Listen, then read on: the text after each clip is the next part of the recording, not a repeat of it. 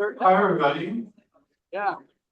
I'm going to begin by asking our president, Gary Van Cannon, who's all the way from Messina, New York, to share an opening lesson.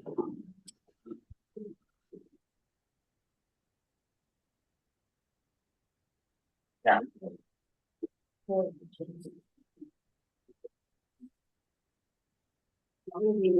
were like about again.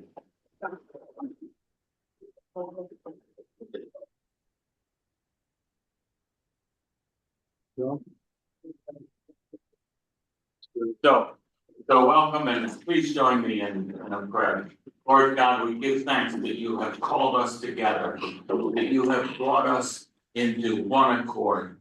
Lord, in this exercise in ecumenism and prayer, studying and learning from each other, including Governor Hochul's representatives, today, Lord, let us be the body of Christ. Let us truly hear your call upon us. Lord, we ask that you allow us to not only hear your word for us, but that you call us into deep study of your will as you would bring to us and allow us to act in accordance with what we pray, study, and learn on this day, and let it carry forward as the body of Christ into the future. May we truly be one.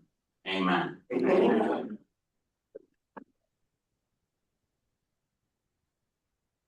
I just want to be absolutely sure this is being recorded. I think it is. Okay. Thank you, Gary. Gary is a member of the Emmanuel United Church of Christ, and he has been our president for several years now. He is particularly passionate about countering the effects of Hindu nationalism, and has visited India for many years now, and that's part of our agenda as a council to really deal with the scourge of religious nationalism in all of its forms. So I really want to welcome everyone today. My name is Peter Cook, and I'm Executive Director of the New York State Council of Churches. And below, what you have in front of you today is a list of priorities that we have put together through various working groups of the council that we would like to submit and share with the governor as she prepares her executive budget. For those of you who are not familiar, a lot of power rests in the proposed executive budget, which can be modified to a degree by the Senate and the Assembly, but not as much as you would think. And so what appears in the budget from the governor really sets the stage for how things are going to go for the rest of the session. So this is a little bit why we are trying to have this conversation now. And thank you everyone for coming across the state on such short notice to share your views. And we're trying to sort of structure this so that this is meaningful for everyone. Affiliated with the National Council of Churches and the World Council of Churches, New York State Council of Churches was founded in 1893 and today represents 7,500 congregations from 9 Protestant denominations across the state of New York. We are steeped in the social gospel, which says that a way to be a good Christian is to apply the teachings of Christ to society. The council seeks to make society more more just, more moral, more equal, so that the lowly among us really do inherit the earth, as it says in the Sermon on the Mount. And our social principles are also compatible with much, but not all, of Catholic social teaching. And it's really nice to have some of our Roman Catholic friends here today to share this conversation with us. So, steeped in this tradition, we really have no hesitation in embracing all people, regardless of faith or no faith, because we believe that they are created in the image of God and treated equally.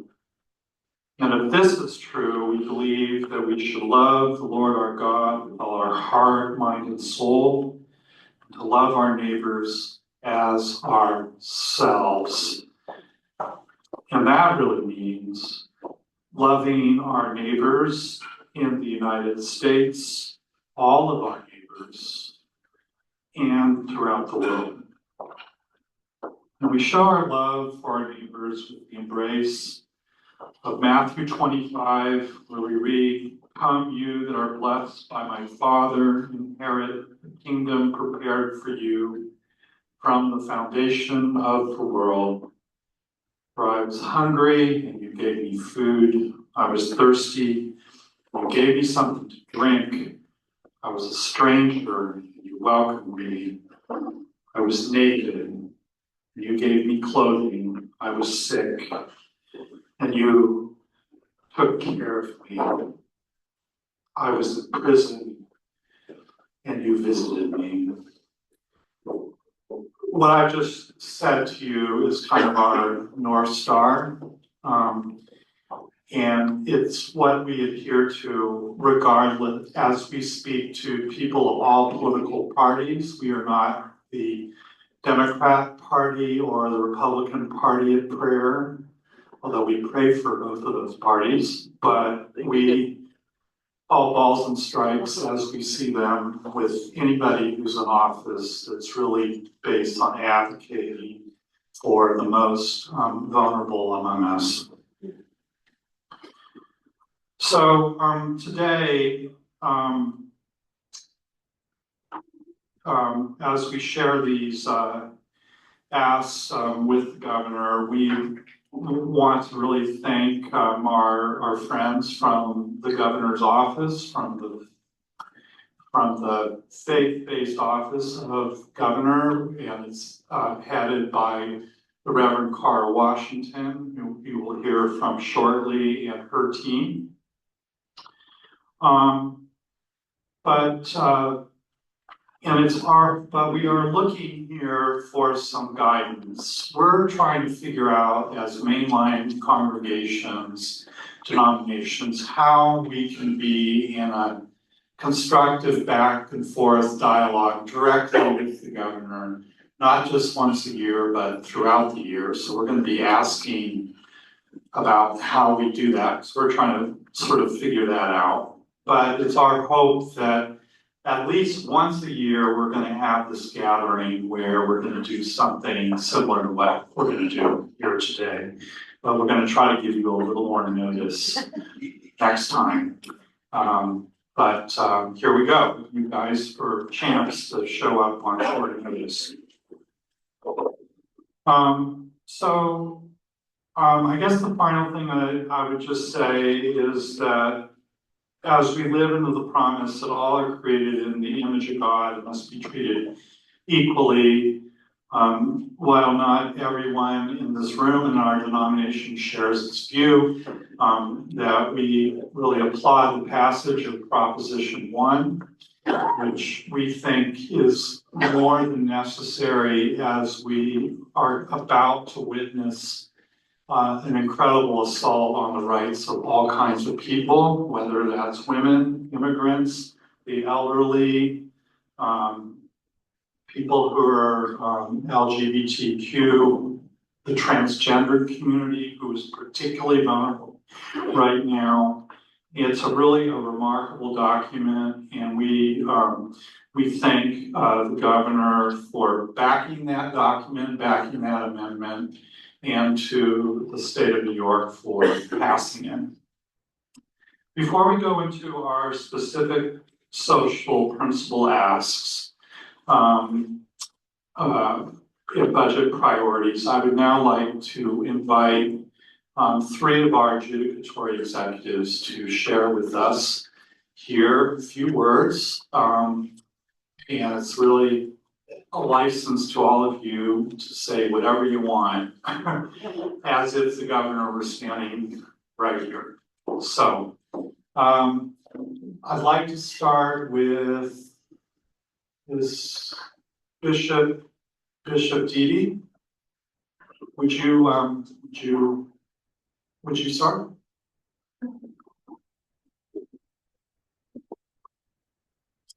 This is Bishop Dede Duncan Proby. She is the Bishop of the Episcopal Diocese of Central New York. Welcome. It's really an honor to be with all of you and to be here for this important gathering.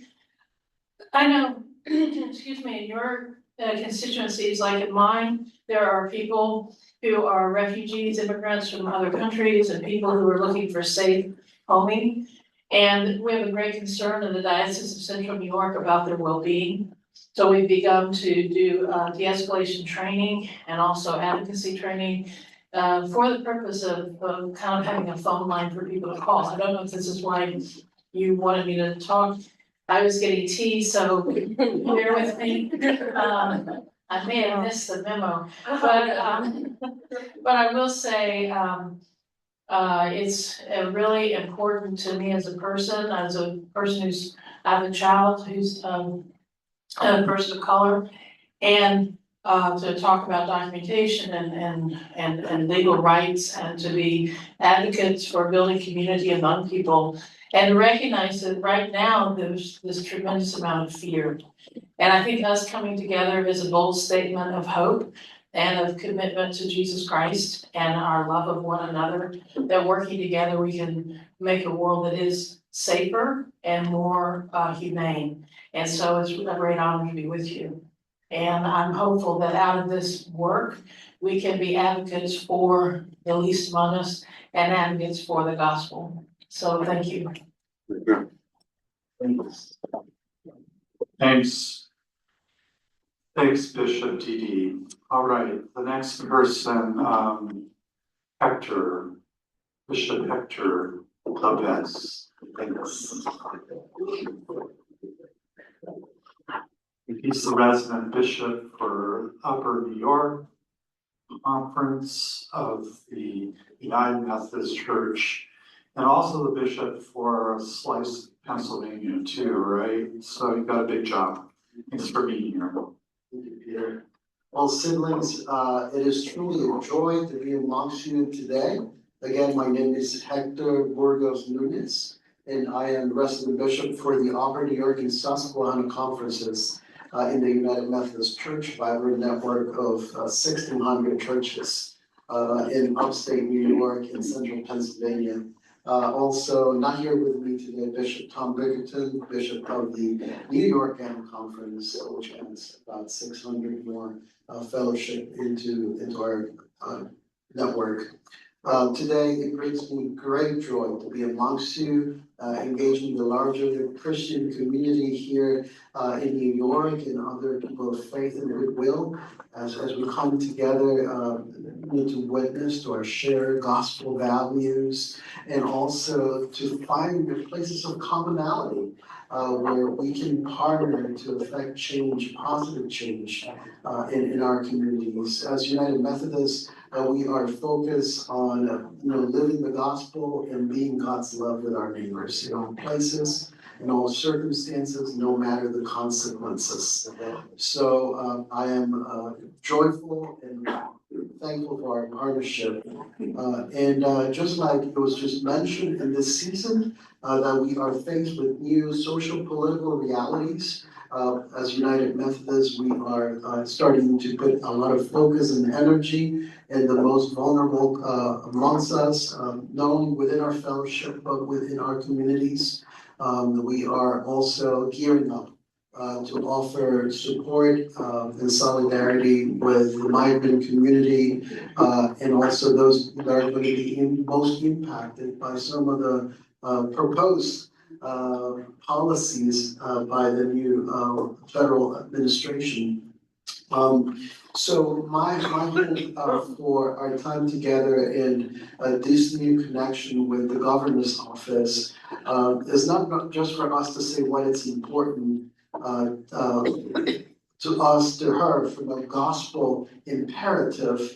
My hope is that we start building relationships that move beyond the political narrative so that we get to hear her heart, so that we get to hear what really is important to her as a leader, as being gifted a unique opportunity to affect influence, to make life better for our constituencies. And in that getting to know one another better, we can truly understand better where our passions intersect so that we can partner beyond the political narratives. In this moment, I believe that God is calling us to be principal leaders inside and outside the church. So my hope as we enter into this new conversation is that we get to transcend the political narrative and enter into a conversation that gets us to know better the leader who's been lifted up to lead in the state so that we can partner with her in those passions that intersects. Thank you so much for your faithful witness of the gospel of Jesus Christ and the love of Jesus Christ as we seek to embody, to make visible this everlasting love that's been made known to us. So thank you so much, Peter, for your leadership and for the council. Thank you. I'd now like to invite forward the Reverend Dr. Marsha Williams, who is the conference minister for the New York Conference for the United Church of Christ, which is also my denomination. Yay, so here she is. Good afternoon, thank you, Peter. Good afternoon, everyone. I bring you greetings from the New York Conference, 230 churches that we are grateful to be in partnership across the state of New York. And to my colleagues who have already spoken on many of the very relevant issues that are impacting all of us. I don't think that there is one that is necessarily more important or relevant than the other. I think as people of faith, it is important, it is imperative that we continue to do the work that Jesus placed in our hands to do, that is to clothe the naked and to feed the hungry and to protect the vulnerable. The United Church of Christ proudly touts itself as an open and affirming denomination. That means that we are inclusive of all persons, regardless of race, gender identity, and sexual orientation. And certainly, as we've seen in these initiatives, that these are folks who are marginalized. And it is important that whatever legislation goes forward, it is protecting the most vulnerable in our society and in our community. One thing that I would like to lift up though, from these initiatives pertains to criminal justice reform. Recognizing that oftentimes in our system, it can be certainly be more criminal than just. And that statistically, we know that overwhelming majority of incarcerated persons are people of color. We want to work, I think it's important that we work to give individuals every opportunity as possible to be reintegrated and to pursue productive lives back into society. I've jotted down a couple of notes, which are kind of irrelevant because you all have this information in your packet. But one of the things I want to bring to the legislative attention is a partnership possibilities for communities of faith and folks who are trying to re-enter society. We have a responsibility as people of faith to help these folks to re-enter and be productive citizens in our communities, to help them to reintegrate with their families and their children. As a local church pastor several years ago, I had an opportunity to pastor a congregation that partnered with a work release program. And it was a male facility. We provided opportunities for the men on work release to come to our church. And their families would bring their children. They were allowed to help them do their homework. They played games together, all within our facility. There was some men there, which is, I think this was very relevant, who had their partners had given birth while they were incarcerated. Some of the ladies from the church took great pride in teaching these men how to change diapers, how to hold and swaddle their newborn babies. What that did for the families was one thing, but what it did for those gentlemen who were in that program is immeasurable. And allowing them the opportunity to embrace their children and to learn the things that they would never learn behind bars. That's just one example of how funding and programs of this nature, partnering with faith communities, can impact the lives of incarcerated folks and help to integrate them into society. I hope this is something that we would consider, that looking at legislation, looking at funding, that we have that responsibility as communities of faith to help our siblings, because they are still our siblings, to reintegrate and to become productive members of society, and that items like this would become one of our highest legislative and budgetary priorities. Thank you for your attention, thank you for your time, and Peter, thank you for all that you all are doing in this regard. God bless you.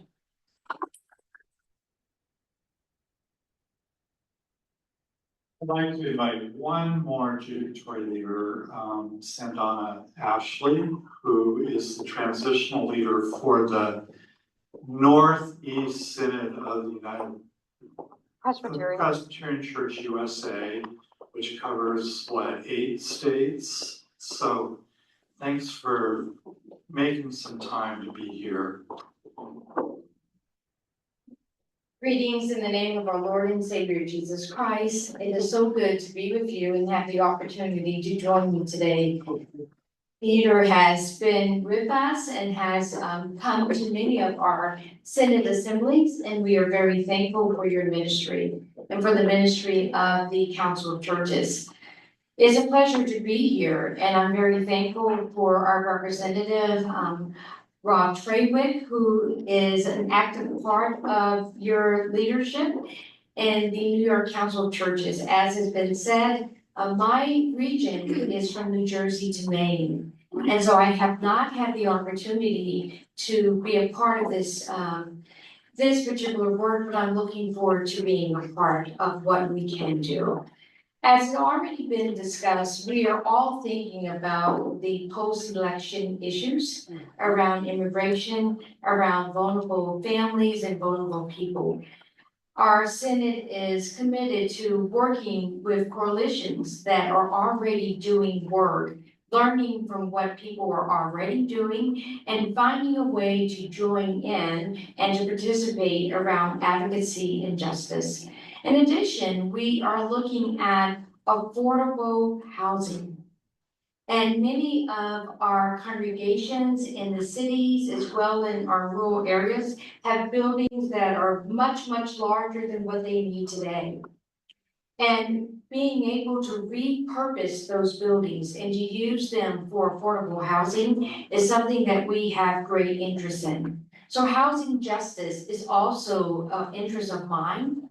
We also want to make sure that people have a fair living wage. Living in New York State is not easy. And we realize that people need to be able to afford to live, to care for their families, to be able to have better education, and all of the things that we all want for ourselves and for our families. Our Synod is what's called a Matthew 25 Synod in our denomination. And so we are focusing on issues around congregational vitality, And for me, congregational vitality is about tooling our pastors to be public theologians, to know what it is to be partners in ministry. We understand that some of the issues that we face are too big for any one congregation or even one community or denomination, but we need to be partners and a part of a coalition to bring forth sustainable change. In addition, we are concerned about dismantling structural racism. Everywhere racism shows up, we are concerned about that and eradicating systemic poverty. We look forward to joining you, and we look forward to finding our place around the table in ways that we might be a good partner in ministry with you. Thank you so much for having me in this space this afternoon.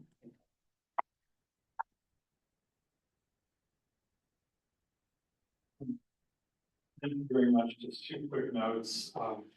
The council is one of its major program areas is advising churches on how to repurpose their property to build affordable housing and provide consulting and technical assistance to help congregations do just that. And you will see that commitment reflected in what's called the Faith-Based Affordable Housing Act, which we are trying to pass with amendments. And we'll hear more about that momentarily.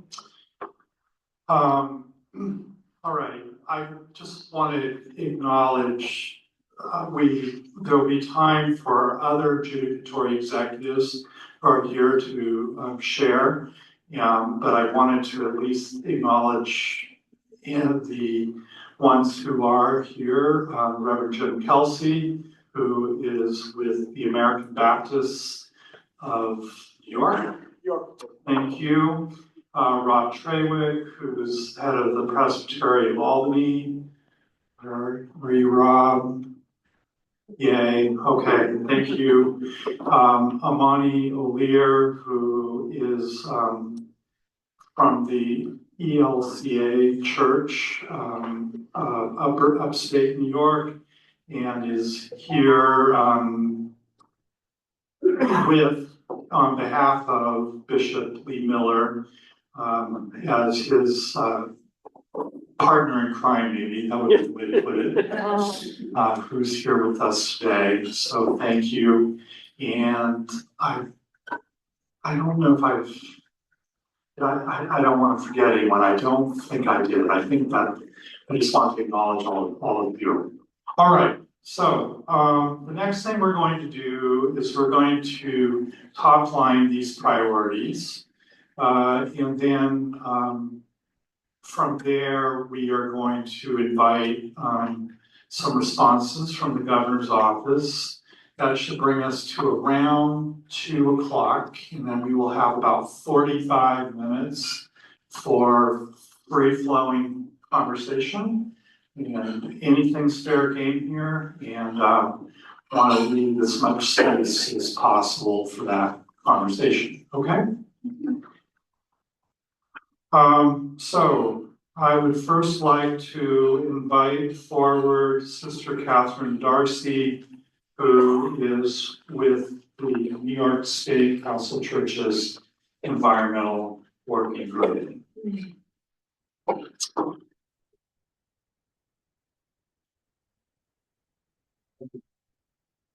Thank you, Peter. Special thank you to the representatives of the governor's office that are here to listen today. That really is very encouraging. I am also Sister of Mercy, and I am the Justice Coordinator in New York State for our sisters. So I'm one of the Catholic friends. We know that having attended a climate summit at the Vatican last May, Governor Kathy Hochul is familiar with Pope Francis's environmental encyclical Laudato Si on the care for our common home, in which Francis declares that we cannot separate remedies from environmental problems from our pursuit of the common good. In other words, everything is connected and interconnected. We cannot address environmental challenges in isolation from social and economic challenges. Furthermore, we're grateful to Governor Hochul for participating in that 3-day Vatican summit that was entitled From Climate Crisis to Climate Resilience. We understand that the climate resilience concept was at the core of the 3-day summit's discussions that aimed to implement a 3-point strategy for the mitigation, which included mitigation efforts to diminish climate risks. Number 2, adaptation strategies to cope with the inevitable risks. And 3, sociological transformation that fosters ongoing mitigation and adaptation measures. So we're suggesting that each of the bills that I'm going to mention today, those of which are now either on Governor Hochul's desk or are soon headed to her desk, responds to at least one, if not more, of these 3-point strategy that came out of the Vatican meeting. And so we appreciate an update on these bills. First of all, we understand, hopefully correctly, that Governor Kathy Hochul has agreed to sign the CO2 fracking ban. If that is the case, please relay our gratitude to Governor Hochul. Secondly, we are also concerned that there does not seem to be adequate attention given to the 2024 Trees Act. If indeed this bill goes unsigned for 2 years in a row, we find that disturbing, especially in light of Pope Francis's pleas concerning the lungs of our planet. Why would not Governor Hochul move to make this New York State bill with planetary significance the law of our land? Thirdly, we understand that Governor Hochul's office has been negotiating with the sponsors of the Climate Change Superfund Act. We find that encouraging. We know from a faith perspective that if this bill is signed into law, approximately 1/3 of the revenue gained from the most egregious polluters, which will be $1 billion a year for 25 years, will be provided to our most vulnerable communities. As we said above, we cannot seek to address environmental challenges in isolation from social and economic ones. And so our question is, can you share any light on how these negotiations are proceeding, and is there anything we can do to help the Climate Change Superfund Act over the finish line? Now for looking forward. As we look forward to this next session, our legislative priorities will look to include any of these 3 bills that does not receive the governor's signature in 2024. The incorporation of the New York Heat Act in the 2025-26 state budget. This will help meet the goals of the CLCPA by making renewable energy affordable and reliable. We affirm the goal that New Yorkers, especially those with fewer resources, should not be paying more than 6% of their income for energy services. We would also like to see the passage of the Packaging Reduction and Recycling Infrastructure Act, which requires companies selling, offering for sale, or distributing packaging materials and products to register with a packaging reduction organization to develop a packaging reduction and recycling plan. And then finally, the bigger bottle bill, which would expand the list of redeemable beverage containers. And I want to just point out that Reverend Catherine Bilke is here, and afterwards, if you have questions, she'd be the one, the go-to person. She's working with plastics. What is it called? Beyond Plastics. Okay, thank you, and we look forward to any guidance we can get from Governor Hochul's office on how to approach these bills. Thank you for your time today.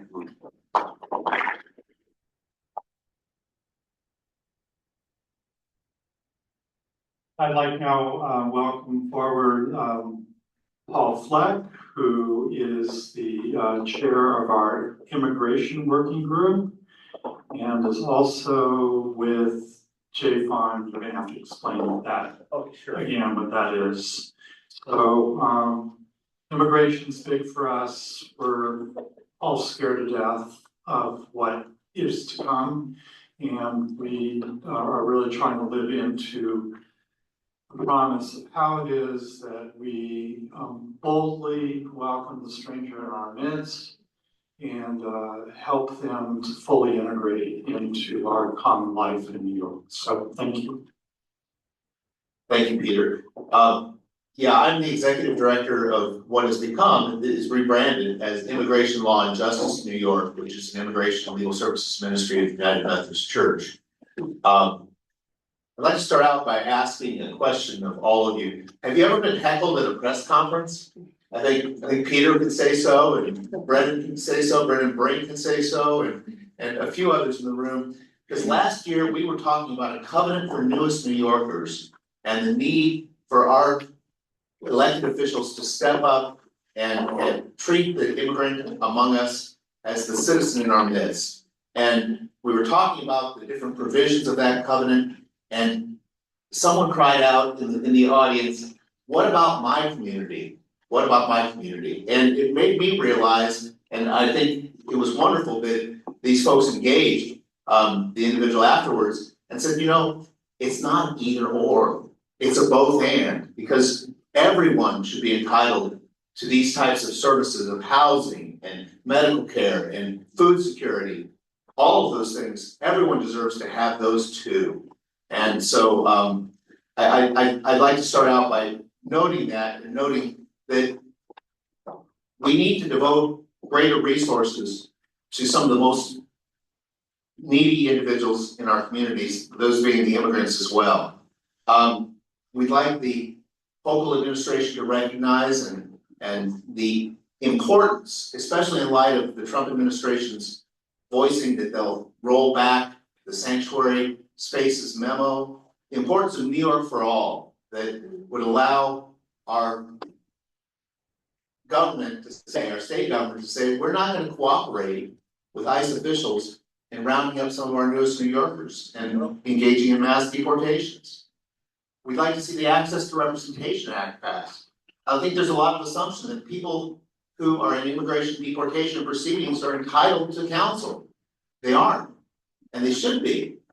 And in the state of New York, we want to see that properly funded to the tune of $150 million so that we can ramp up and do the capacity building that's needed to pass or to staff the Access to Representation Act, and also to pay the lawyers we desperately need in immigration courts fighting for the right of our newest neighbors. There should also be Medicaid for all. Again, not just the citizen among us, but the immigrant among us as well. So having said all that, we ask for your leadership, Governor Hochul, in helping to pass New York for all, so that our law enforcement agencies don't cooperate with ICE. We ask for your support in passing the Access to Representation Act and funding the Office of New Americans at $150 million so that we can properly provide an attorney for everyone in deportation proceedings and facing the possibility of going back to persecution in their home countries. Thank you.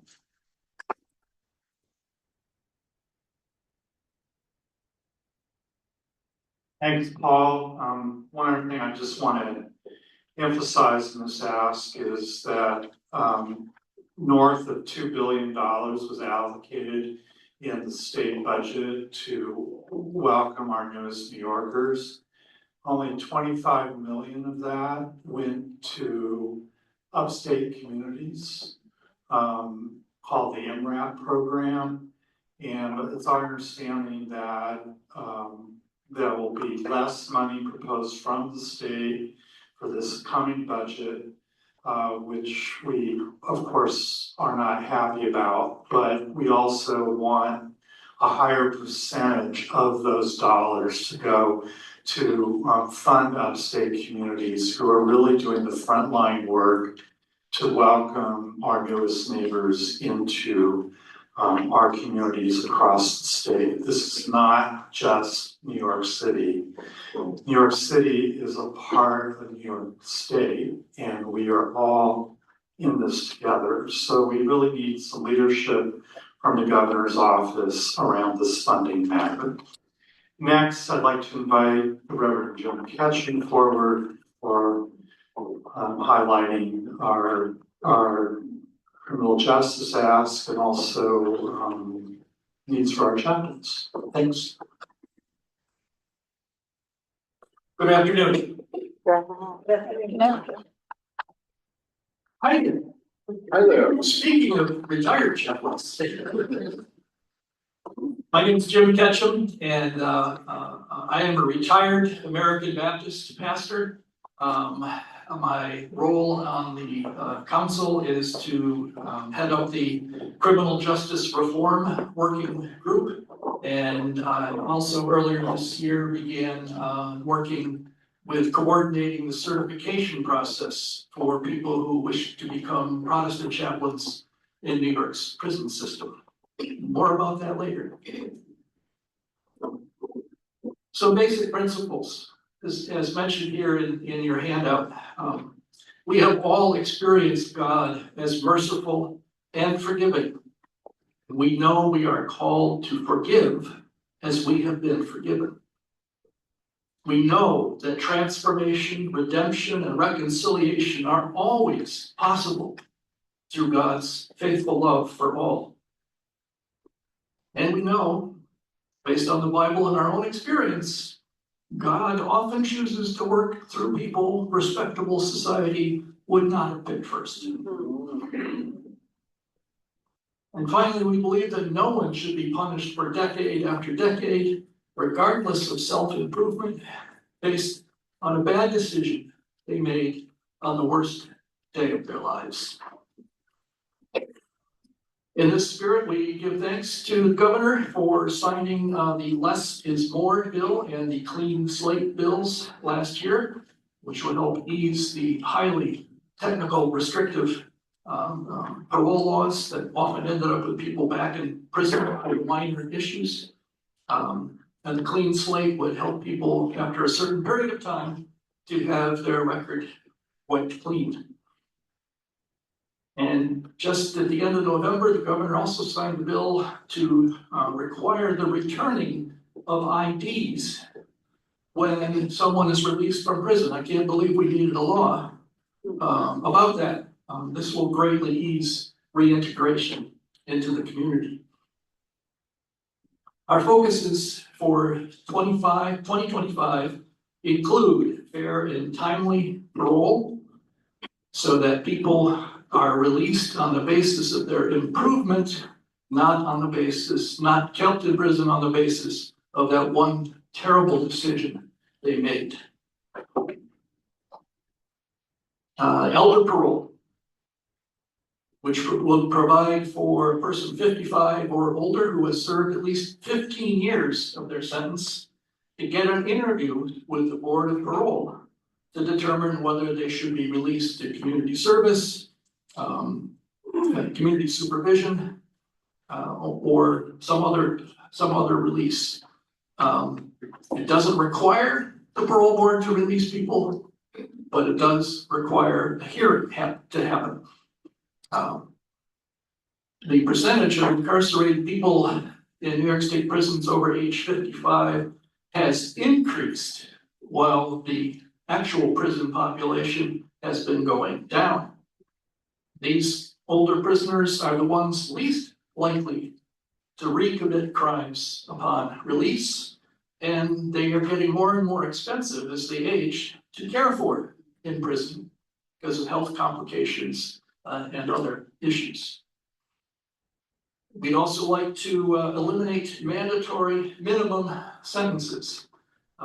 These sentences, mandatory minimums, require a judge to ignore whatever they have just heard in the courtroom, whatever they know about the individual in front of them, and issue a sentence of a certain amount. 98, I was astonished, 98% of felony arrests in New York State that result in convictions are the result of a guilty plea. Prosecutors are using mandatory minimums as a threat to get people to plead guilty to lesser crimes, even if they did not actually commit a crime. And I left out the Second Look Act, which would help to eliminate the hangover we still have about the Rockefeller drug laws, and other laws that we used to have very, very long requirements for imprisonment. And this would ask the judge to reconsider the facts of the case, changes in our society and our approach to the problems, and possibly reduce the sentence or in some other way acknowledge improvements that have happened. Speaking of improvements, we would like to work a lot on the re-entry procedure of incarcerated people as they are being released. It's very difficult to make that transition back to their families and communities. One thing, higher prison wages would help eliminate what has been called slavery by another name. You may recall the 13th Amendment says that slavery has been abolished with the exception of convict labor. That law has been clarified to remove that possibility in any number of states, but not in New York State. People literally receive pennies per hour for their work in the prison. It's impossible to get ahead, to send anything back to your family, to help yourself.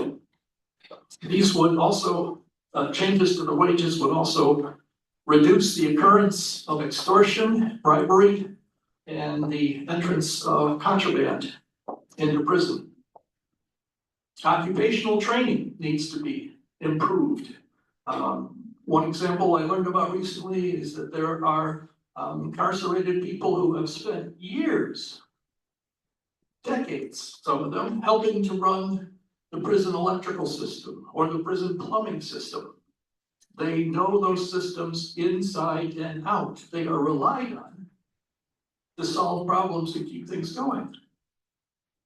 When they get out, they have no credit for what they have learned.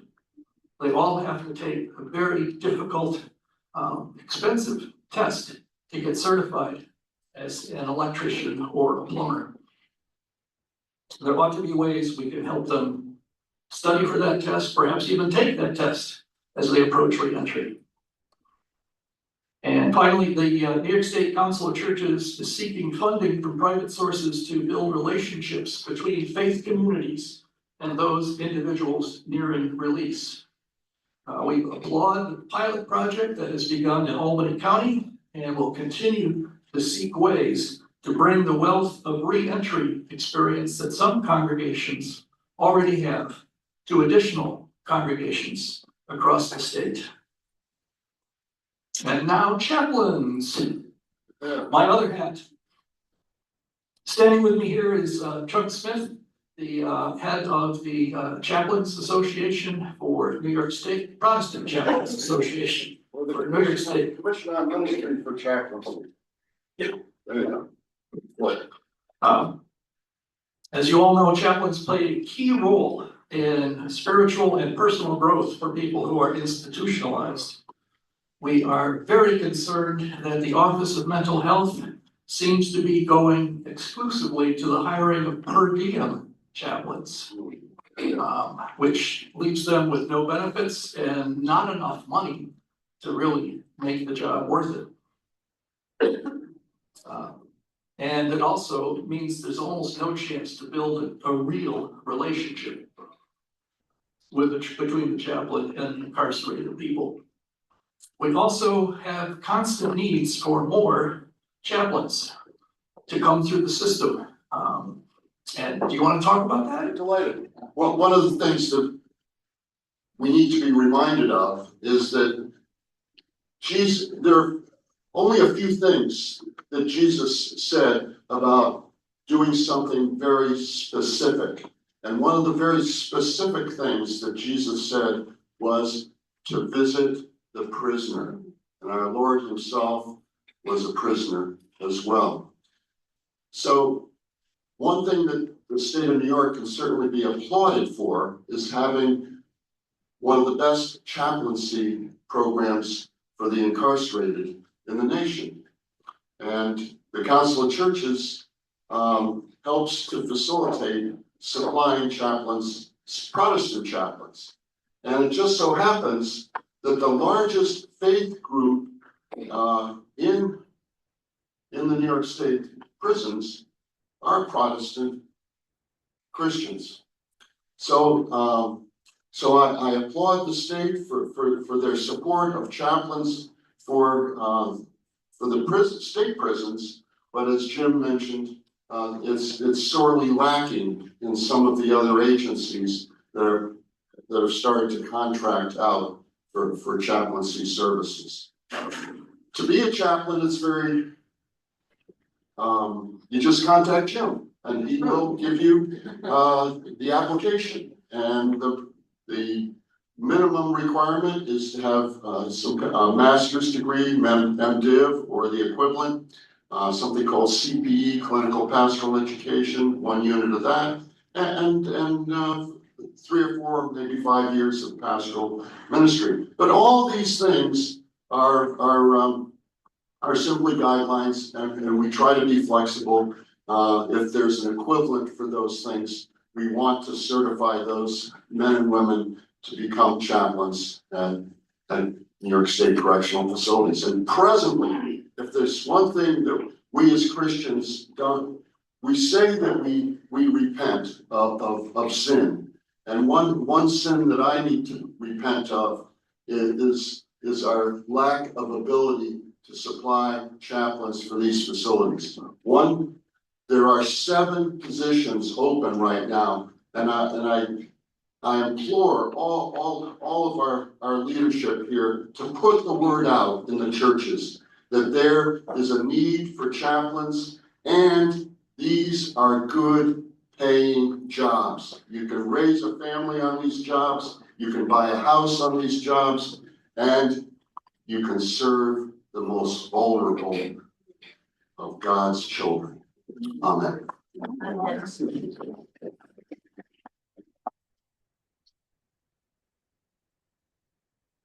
Running a little behind here, but we have 2 more working group areas to talk about. One is housing, the other is economic justice. So I'm going to welcome Rashida Tyler, who's our Deputy Executive Director for the New York State Council of Churches and the Program Manager for the Interfaith Affordable Housing Collaborative, which does the pre-development work that helps churches repurpose their property for affordable housing. So, Rashida. There. So I will try to be within the timeline for this, but housing is a passion of mine, it's a passion area. I actually got started doing advocacy much like today, a room like today, full of faith leaders, would come up to Albany every year to talk to officials would come over to the church, and we as people who were impacted would talk about, you know, what we wanted to see changed. And many years later, I'm here and doing the same thing, so I have a thank you to the officials from Carter Washington's office and the governor's office who have come to hear what we're saying today. Housing is one of the most important issues. And I think it almost gets lost by how much we hear about the housing crisis. We know there's a housing crisis going on, but it's become almost, we're desensitized to it. Almost on a daily basis, we're hearing about solutions and things that come and things that go. But I'm here to say that it's imperative that this session, we do something for affordable housing, especially because things are changing in Washington. We don't know how much or how much money is going, federal money is going to be coming to New York. So it is crucial that we as New York take action to protect the most vulnerable in our state right now. And also, as the holidays draw near, people are concerned or they're preoccupied with shopping or traveling or other things that bring us joy. But this time of year for Christians has a special meaning as we think of the story of Jesus, of Mary, and of Joseph. And of Mary and Joseph trying to find order for the birth of Jesus, and how they could find no place but a humble stable. And so I want us to think that today, there are similarly almost no room at the inn, except there is. We have thousands, if not hundreds of thousands of New Yorkers living in motels and hotels for years on end and on end, without a permanent solution for housing or hope that there is permanent housing on the horizon. And so there are a number of bills that are out there that can actually bring relief if we advocate together, if we pull together. And if the governor takes it on herself to include this in the executive budget. It's actually a little bit of money, but it goes a long way. I just want to go over some of the statistics that are out there. Some of them are well known, some of them not so well known. But the number of New Yorkers who are in crisis or who are considered unsheltered in New York City alone, because the data on outside of New York City is not disaggregated and it's not as well out there, but New York City does a pretty good job. So in New York City alone, there are 350,000 individuals who are considered unsheltered, including those who are doubled up. For those who enter the shelter system, the average stay in the shelter system is 412 days for adults and 437 days for families with children, and astonishing 750 days for families with just adults. And since 2019, almost a million, it's probably well over a million right now, eviction cases have been filed in New York State. And a number, again, likely underestimates because the eviction database does not include all courts in New York State or people who self-evict before a landlord or sheriff are able to come to their door, or people who are asked to leave and leave early. So about 51% of New Yorkers are considered rent burdened, paying over 30% of their rent, of their incomes for housing. And for extremely low income households, that situation is even worse. 74% are considered rent burdened. So those are the people who are earning less than 30% of the AMI for the area. And homeowners too are struggling, with 7,673 foreclosures since 2022, and that is a 221% increase since 2021. In New York City, foreclosures have nearly doubled between 2022 and 2023. But I'll say this, to her credit, Governor Hochul has done some immense work around housing. She's taken significant steps to include housing in almost every budget proposal that she has done. So the creation of the 485X program to help complete affordable housing projects that were in the pipeline were solved after the expiration of 421A. And then also adding in $650 million for pro-housing communities and $500 million for the development of 15,000 new housing units on state-owned premises. The governor is also taking steps to protect households from deed theft, and recently launched the block by block program within the last week that is going to promote low income home ownership in 5 pilot communities in upstate New York. So we thank the governor's office for these efforts. However, we know that more is needed to be done, particularly to reach those in the lower income and lower resource brackets. So for those reasons, the council's housing working group supports measures that promote anti-displacement, that preserve the current housing stock and the encourage the production of affordable housing, as well as additional measures that will help shore up our housing system, our ecosystem.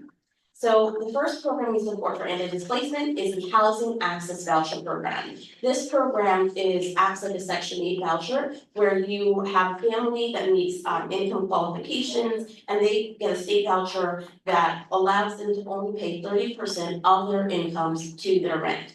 That's a win-win for landlords and for tenants because again, the tenant is able to afford the apartment and the landlord is able to keep receiving their payment. The right to counsel is very important. This guarantees that anyone facing eviction or going to housing court will have counsel stand with them. I'm also a housing activist, and one of the things I had to do before I came here is I had to go to court with tenants who didn't know what was happening with them. Probably the most salient case for right to counsel was an 86-year-old woman who was being evicted from her home that she had for 5 years or more. She used to mow the lawn herself, and her landlord wanted to sell the property and just leave. And so I had to go to court with her, but she did have some issues understanding things. We got to the court and I was not allowed to speak because I'm not an attorney. And so we had to piece together a sentence to tell the judge that she wanted to have her case adjourned for 2 weeks. Because under the law, you have automatic right to have your case adjourned for 2 weeks to find an attorney. And so literally we had to spend about 15-20 minutes piecing the sentence together so she could tell the judge that she wanted the case adjourned to next week. Once she did get an attorney, the eviction was stayed and she's currently still at her house. So the thing is that having an attorney makes a difference, and the most vulnerable among us should not be facing a legal system alone. And another anti-displacement measure is the one-shot eviction prevention funding program. And this is a $10 million ask, and it's provided to locations outside of New York City. And this is something that will be administered through social service department and will help people who are falling behind on their rent to not be evicted. To preserve our current housing stock, because every year homes are being lost either due to dilapidation or some need of repair, which also precipitates emergency evictions if the building department comes. So it's very important to keep our housing stock up. So increasing the funding for public housing authorities, especially those outside of New York City, is very important. We have a lot of advocacy around NYCHA, which is very important, but last year the governor allocated $73 or $75 million to public housing authorities outside of New York City, but that is not enough to actually sustain the need for maintenance, which public housing has been divested from since the 1970s. So we're having public housing authorities across New York State actually going to convert to privatization through RAD, rental assistance programs, and then also through other programs that are more abbreviated. But either way, it's a transference of the public good to private hands, and affordability is not maintained. The Tenant Opportunity to Purchase Act has been around for a while, but this gives tenants who have been in a building or in public housing the first right of refusal when a property goes up for sale. And we think it's only fair that people who have lived there for a very long time be allowed to have the right to purchase the property. Production of affordable housing, and this is something that's really big. In many ways, housing has been focused on from a production perspective from the governor's office, and while that's very important, it's also very important that the production that is done is very specific and targeted for affordable housing. The Faith-Based Affordable Housing Act is a bill that we started working on last year, and we will continue to advocate for this year. It enables faith-based organizations to build on their property for affordable housing. We do support certain modifications, including the right sizing of height requirements to communities, and more transparency about variances that are being asked of local zoning boards to make it easier for congregations to rezone if they build on their properties. one of the things that happened last year is we had a lot of misinformation where people were, saying you're gonna have a skyscraper next to a low-level building, and that's not the case. Every community will be able to determine, and has determined through their zoning, what's right, for their community. And so this bill, we wanna make that more nimble. And so, as Peter mentioned, I'm the project manager for the Interfaith Affordable Housing Collaboratives Development Program. We help houses of worship to take advantage of the development process, but not be taken advantage of by the development process. So we work with faith leaders to make sure that the vision of what they want to build is what gets built. But then work with qualified and vetted professionals so that you have your own attorney, your own architect, and you're going to developers with your own vision. However, the funding that we do have for this is from private sources.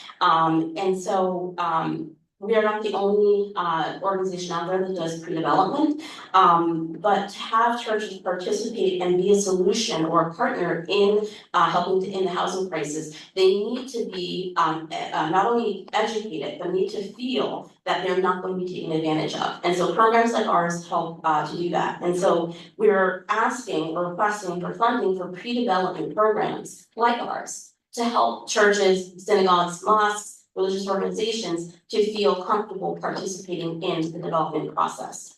And without going on too long, there's a lot that can be done. One of the things out there that New York State does not have is an eviction expungement law.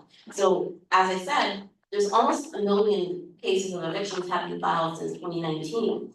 And not all of those evictions that have been filed have been through to an eviction. But the person has an eviction on their record, regardless of why it was brought there. 12 states already have enacted eviction expungement laws, meaning if you have an eviction on record, but the eviction did not go through as an assured to come to your house or with an agreement, which a lot of things are resolved in mediation, then you should be able to have that removed from your eviction record, from your record. A lot of tenants right now, even if they haven't physically been evicted, have that on the record, and New York State can do something about that. So not much to do. I always want to say that although the housing crisis seems intractable, it seems impossible, we do need a bevy of solutions. There's not one solution that's going to do it, but we need to try. And I'm reminded of Hebrews 11:1, that faith is a substance of things unseen. And so although we cannot see sometimes the end of the crisis or one specific path out of it, we need to trust and to know that we are the solution, and what we're proffering, what we're doing today is going to lead to the ultimate goal, which is to have every New Yorker have a safe, quality housing.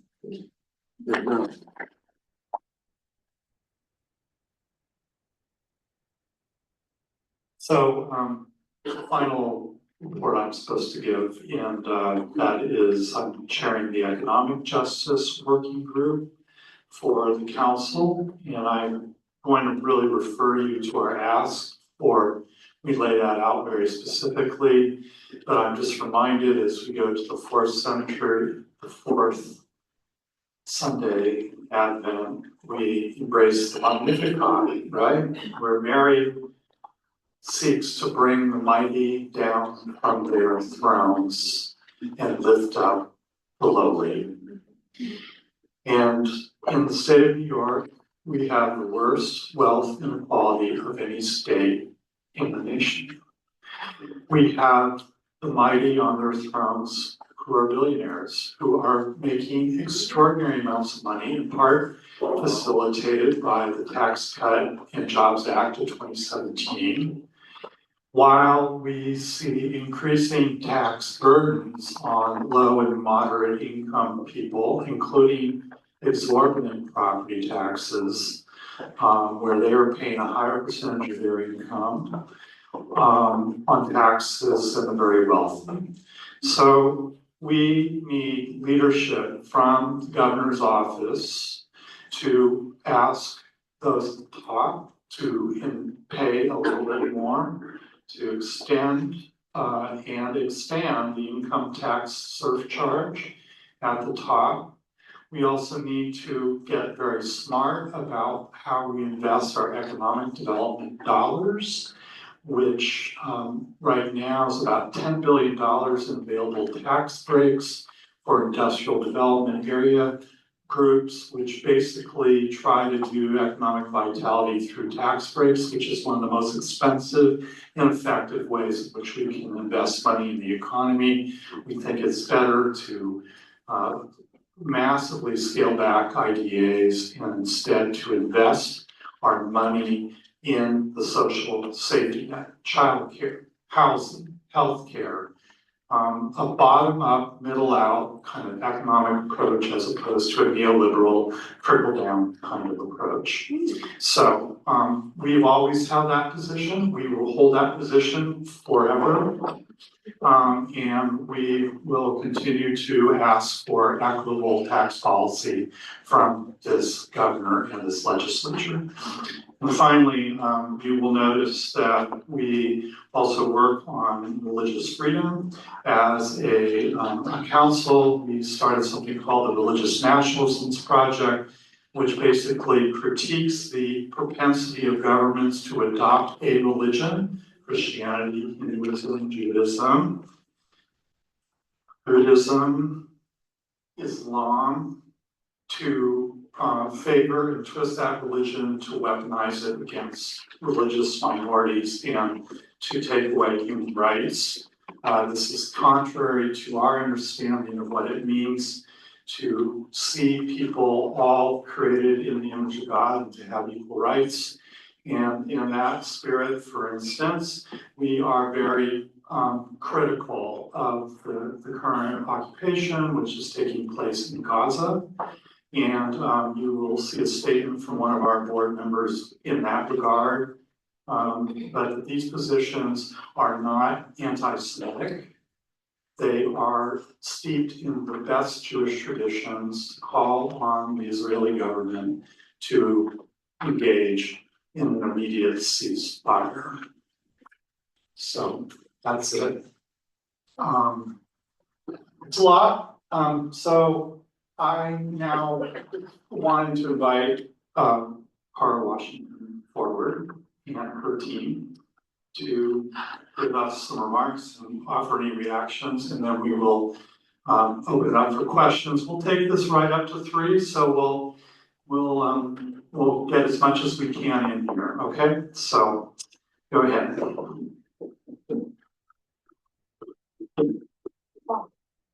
Thank you, Cara.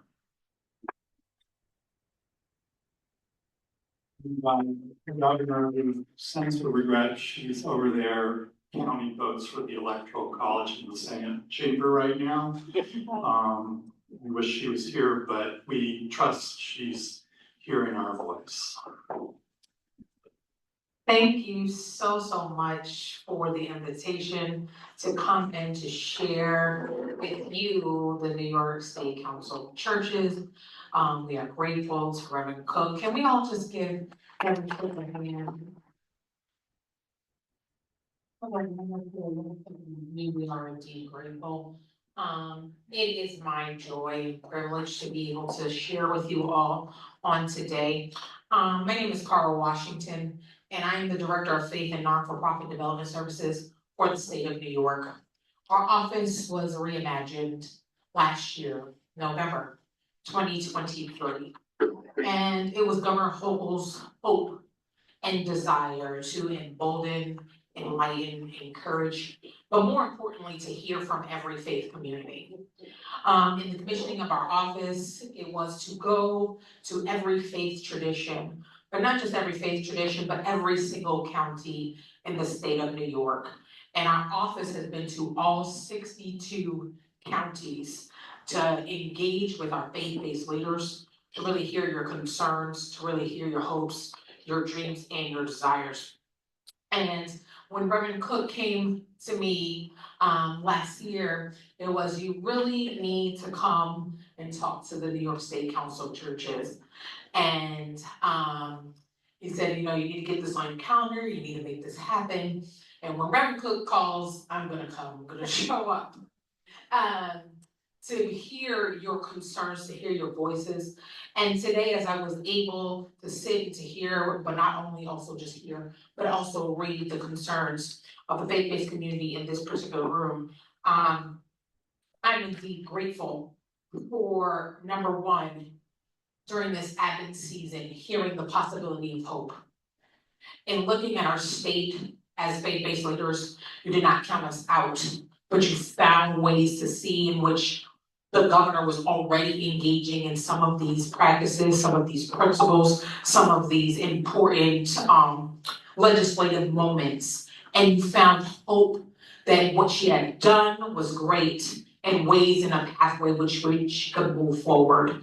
And so we are grateful that you do offer not just a reflection on ways in which we can get better, but you also reflected back on ways in which our governor has made progress. Our governor has made a shift and a change. And so we're grateful to hear that you have a hope for the state of New York, but not just you have a hope for the state of New York, but you're actually doing the work with your boots on the ground and doing the hard things and calling out the places where there are civil injustices, where there are situations in which the government can be of more help, supports, and so we are indeed grateful for that information.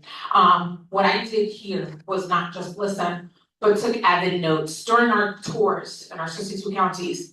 What our governor commissioned us to do was really to bring all of that information back to her. So we collected an enormous amount of data that supports your claims, that supports the things that matter to you.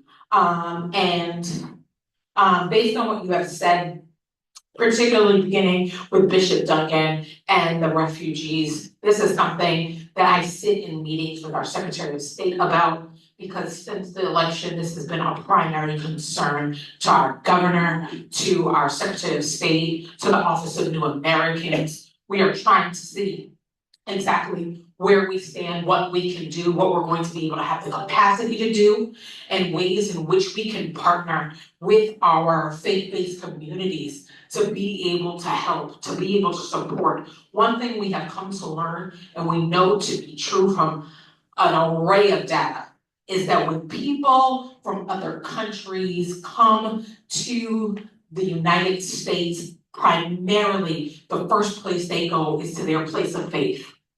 It is where they find comfort. It is where they find peace. It is where they find joy. It is where they find support. And this goes throughout from the time from many years past and continues on to where we are now. People run, if you do not know the language, they run to their place of faith where they can find emboldened the resources that they need to find career services, to find language services. And so this is a concern for our governor and something that we are actively taking up and reflecting on. So thank you for offering that. Bishop Nunes, we heard about the relationship building and the capacity building between our government and our faith-based leaders, which is why when our governor instituted our office, she also instituted the Interfaith Executive Council.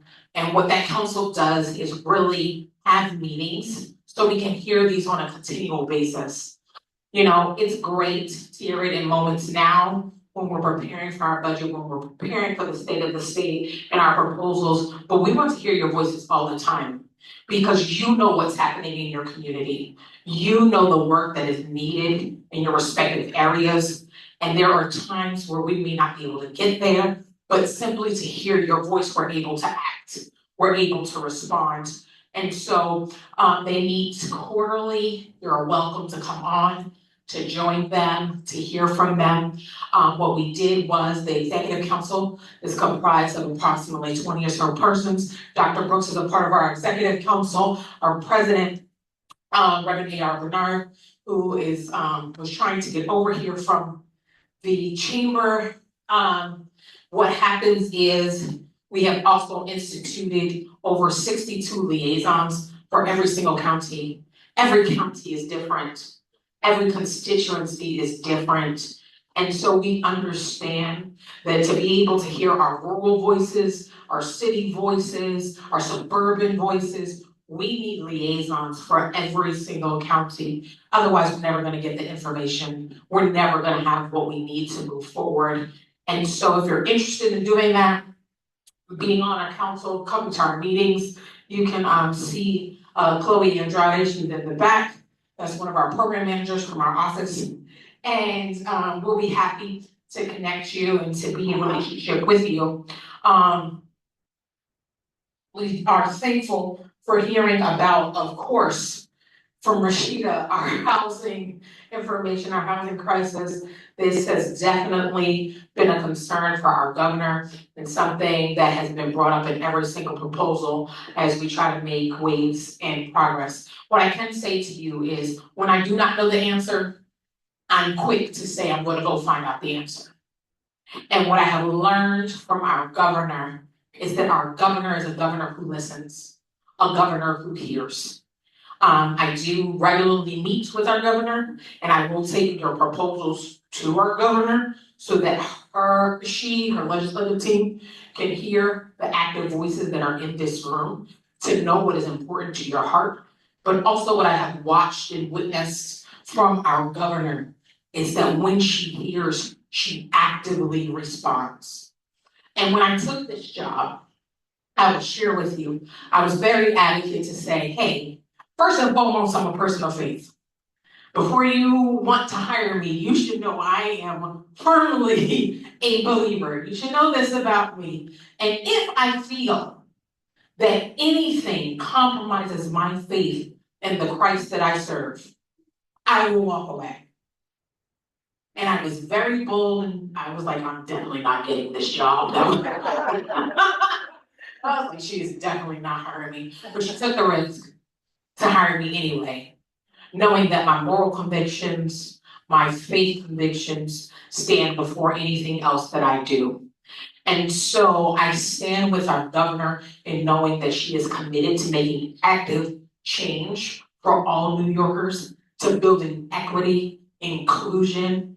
She is actively doing the work to put finances back in New Yorkers' pockets. We do understand that there has been this living wage disparity, and our minimum wage goes up again January 1, based on the proposal that was previously given in 2024.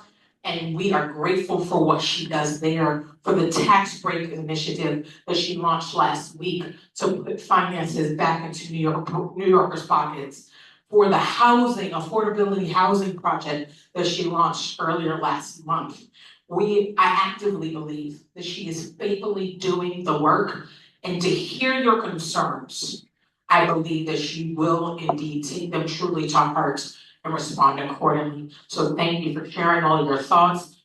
Feel free to email Reverend Cook. Feel free to email me and let us know exactly what is pressing in your community, how we can be of support, how we can be of resources to you. And if there's anything that we can do, we are happy to do it and to respond to your needs. Also be aware that there are funding opportunities, and you can see Nicole Suto from our office in the Office of Faith. She's back there. She's housed here in the city of Albany. You can reach out to her for any funding opportunities that our state does offer as we try to build a better pathway for our faith-based communities in the state of New York. Thank you.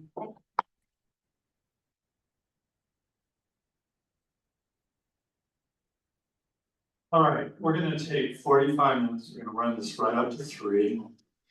So, have at it. Please, keep your questions and statements brief. Not that we all modeled that perfectly for you, but please, we'd like to hear from as many voices as possible. So, who would like to start? Okay, Bruce. I'm a retired chaplain with the state, excuse me, he was a big help. I have since 1970 worked with people that just never fit in. When I was in college, we started working with heroin addicts. We're not a walker. Great, right here, so that the owl can see you. Here we go. Good, all right. The owl sees me. Since 1970, I started working with heroin addicts at the Gordon College. And we developed a program called Prodigal Health, and it went on, but I needed to understand more. The passion has been very strong. How do you reach the people that never fit in time into the faith community? I lived on the streets of New York City as a runaway to see what it was like. I lived in Newark, New Jersey, when they had the riots in '67.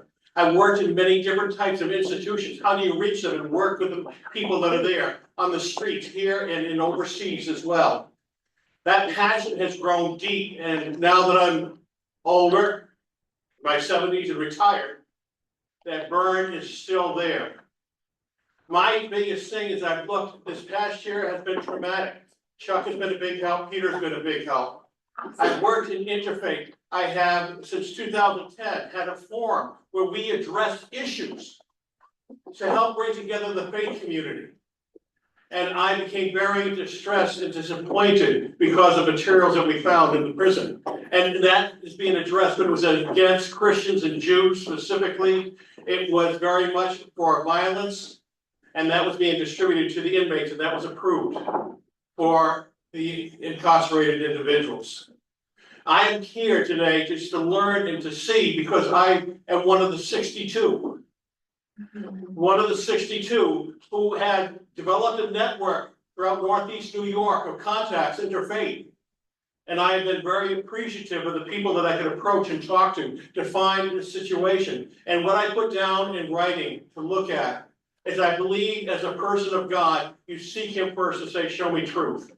And so my heart is to seek for repentance. As me as a Protestant, my cousin's son committed suicide because of the persecution, because of his faith. And I was there when the family. It took them over a year to take the remains and bury them here in New York. And because of that anger and that hatred that I saw among the anti-Semitism, my family background is Jewish, even though I'm Christian. But to see that rise up, and I'm saying, God, show the way. And so that is my question. Are we willing to really pray and seek God to find out repentance first and then how to proceed? And that's my call and my question for each of us here, because I don't know the answer. Thank you, Peter. Bruce was the chaplain at Hale Creek. Retired. Was the chaplain At Green Meadow and. at Great Meadow, and then Hale Creek Correctional Facility, and is very active in the Protestant Chaplains Association and New York State Council of Churches. All right, so Reverend Bell.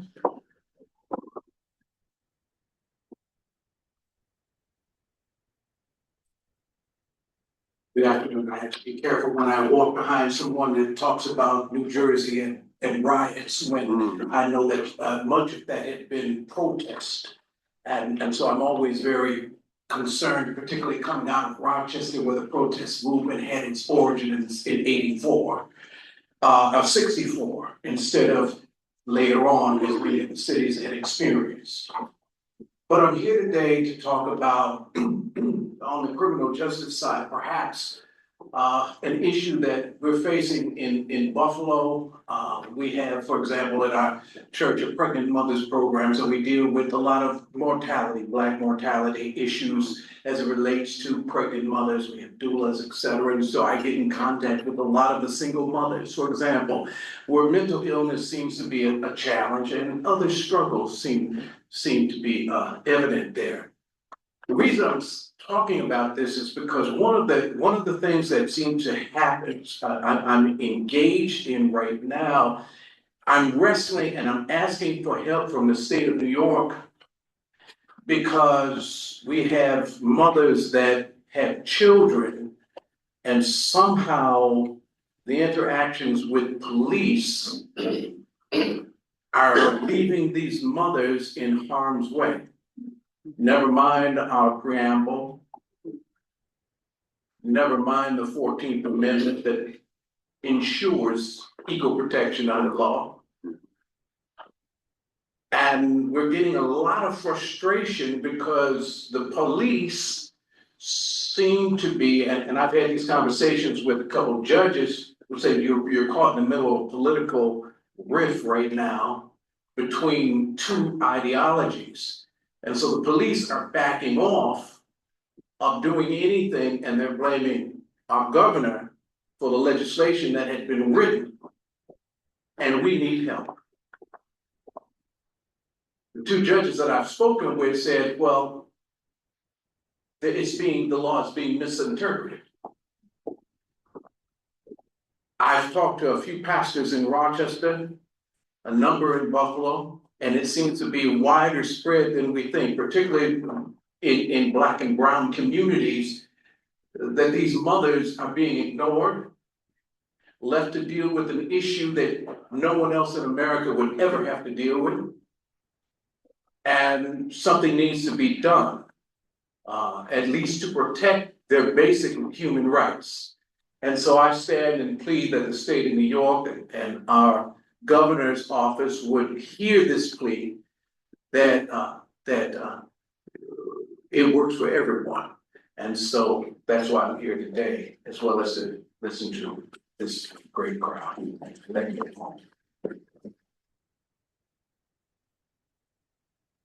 Thank you, Reverend Bell, and Reverend Bell is pastor at Durham Memorial AMEZ Church in Buffalo, and he's also the pastor of Garnell Whitfield, who his mother was lost in the top shooting. He's here with us today, but he's also running to become the next mayor of Buffalo. So, would you like to ask a question? So, I'm just not put you on the spot or anything.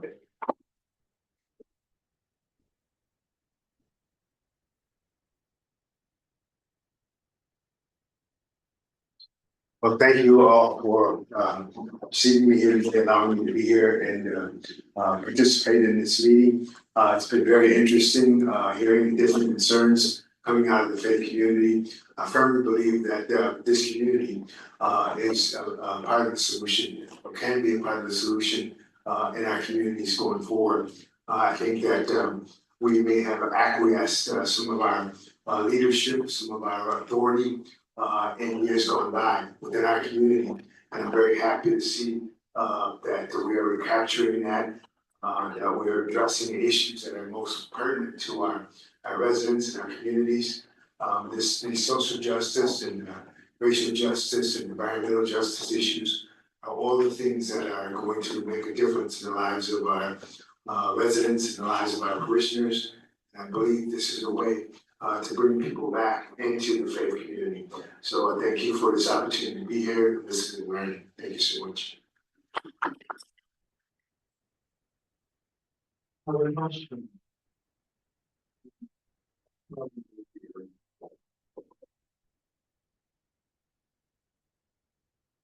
Don't say yeah yet. Hello, so as a church-wide organization employee, which is out of Chicago, I'm a deployed staff in upstate New York for the ELCA. And one of our congregations has a particular question from the Syracuse, New York area. Given the longstanding crisis of lead contamination in Syracuse, particularly in neighborhoods like the one surrounding Atonement Lutheran Church that provides childcare, 159 units for low-income housing.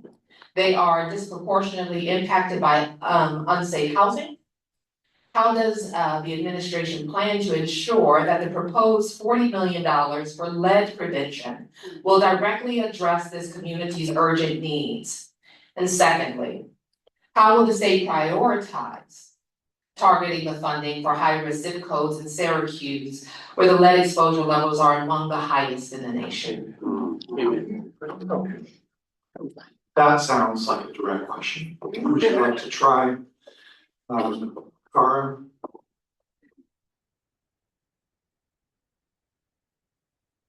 Take that door. Oh, Walking here, making you walk all over. Bring this over here. Thank you, I appreciate it. I think I have a loud enough voice. Can everybody hear me? Thank you. Thank you, I truly appreciate it.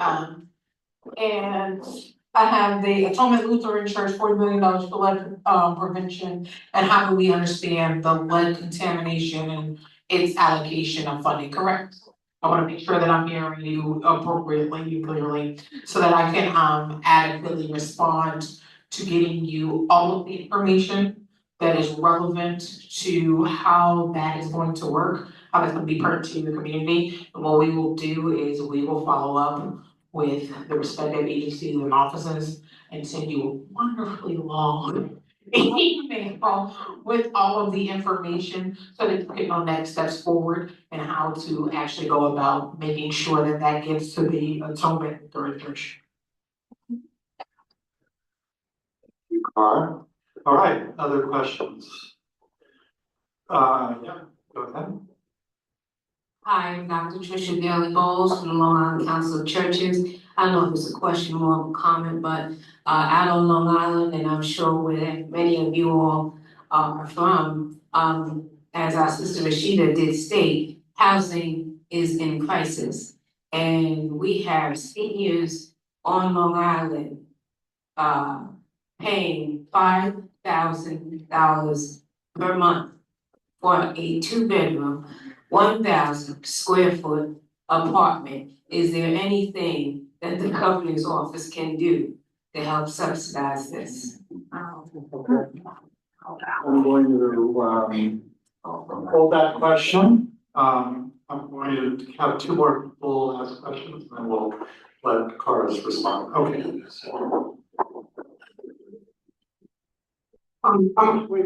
Mr. New York Conference United Church Council. In light of the incoming administration promise to target specific nonprofits whose ideologies do not align specifically in a specific direction. I would like to know what the governor's office is planning to do to protect New York nonprofits from this retaliation, this targeting. As the United Church of Christ nationally, we are one of the most liberal and progressive denominations in the country. And we fully anticipate that we will be at the top of that target list. What's the governor's plan to protect them? All right, and So I am Kiora Johnson with Long Island Council of Churches, as well as a nonprofit called God's Blessings Plan. Again, coming from Suffolk County, Long Island, my thought, more so than I guess a question, is we are in a space where there are all of these immense policies. There's housing and there's, you know, every criminal justice and all of these big things that take time to be able to push through and to get going. The thing that I see that we're kind of missing is that stopgap in between. So our organizations, Long Island Council of Churches, both have food pantries, God's Blessings Plan. We give out basic necessities to children and families in need while we're in the middle of this space of trying to get to the bigger issues and get there. So maybe it is a question, how do we tap into resources, both physical, you know, for space, storage spaces, for maybe working with the government in general, funding, to be able to uplift the communities while we're in the middle of doing the work, right? While you're in the middle of getting all of these things done. The Department of Social Service can't hold everything, and they actually send a lot of people my way, and I'm pretty sure to the council's way as well, to be able to help these people in the middle. So we can kind of address that need as well. okay, one more and then we'll let her respond. Ask you if you could stand over here. So this bird can see you. Oh, I'm right. Hi everyone, my name is Reverend Athea Sylvester and I'm from a small town called Brooklyn, New York. I don't know if you've heard of it. So I am here on behalf of the Double Love Experience Church. And there's specific things that I just wanted to ask and name what the plan forward would be.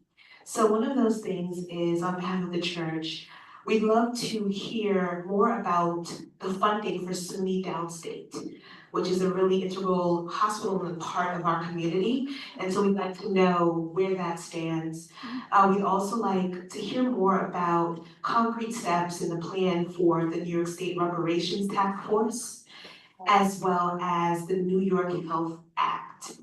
So in addition to standing aligned with my siblings here in Christ and so many other things that were named, I just wanted to highlight these as well explicitly. Thank you. All right, so there you go. Just a few questions.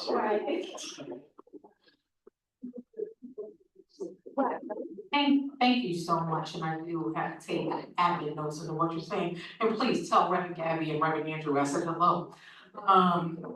Personally for me, but let's first begin with Reverend Williams and the protecting of your non-for-profits and what's the governor's plan to target that. What we are doing and what we're seeking to do tomorrow, specifically, we work with a number of different agencies and offices in New York, ensure that our faith-based community is heard within their operations. Tomorrow, the LGBTQIA task force will meet exactly on that particular issue as to what their next steps are in terms of how they're planning to organize and which we can protect targeting groups of folks, specifically in the administration, and what we're going to do and how we're going to partner with them. In terms of our non-for-profits, the non-for-profit coordinating agency under Fran Barrett's leadership, we do work closely with them to see in ways in which we can connect and collaborate to ensure that all of our non-for-profits that maybe do not align with this new administration's trajectory and make sure that they are safe and that they have the supports and relationships that they need. In terms of our subsidies for our aging population, what the governor has commissioned is the master plan for the aging, and it has been an active work that our office has actively participated in to be able to build out a fully realized plan for our state and what is happening with the aging population, where they are taking into account housing, they are also taking into account respite care, they are taking into account a large variety of things where they include every agency in the state of New York is on that commission. And so everybody participates in ways in which we are planning to help our aging community. As that plan is built out and rolled out, you'll see that in the upcoming year as to what that looks like, and next steps for that. In terms of Long Island, Suffolk County Council of Churches, and how do we tap into resources? Our office, if you reach out to our office, the amazing thing about our office is that we do chronicle our grant-based opportunities throughout our state, and we are able to help you once we have an understanding exactly as to what your organization does, how your not-for-profit operates. We can try to connect you with the adequate resources that will be able to help and best support what you're doing. So if you would, after this gathering, if you go to Nicole, give her your email, she could set up a one-to-one meeting with you just to walk you through what those resources might look like. Our office, it does currently have an RFP out. You can take a look at that, where we can't give you all the details on that, but it does go to our faith-based communities. We also do walk you through the state financial system and help you get acquainted with how to get state funding. That is very important. If you're not pre-qualified in the state financial system, you cannot get funding from the state of New York.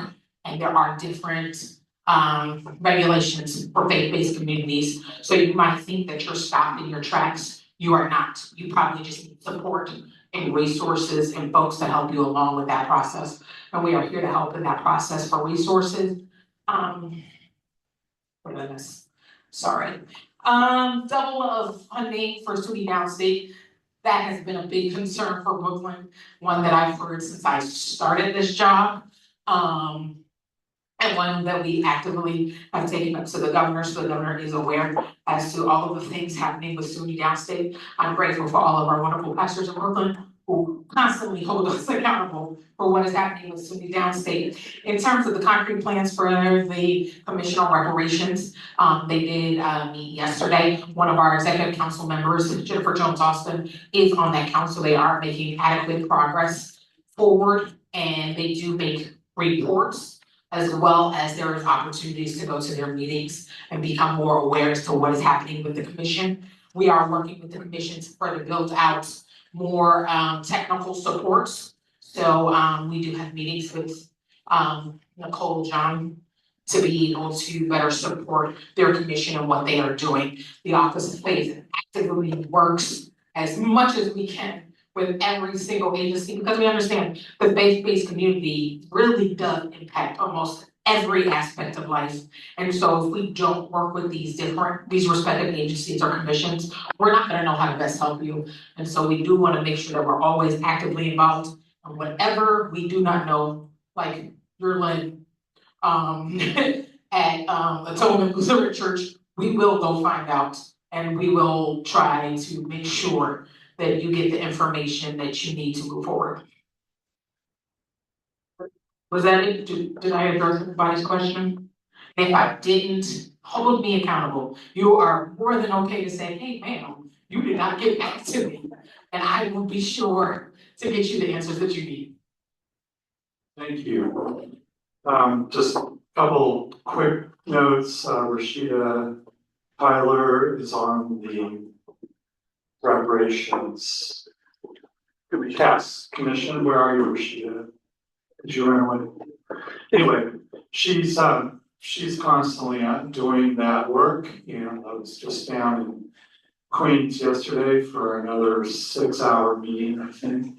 So Rashida Tyler, our Deputy Executive Director, is really involved in the reparations process.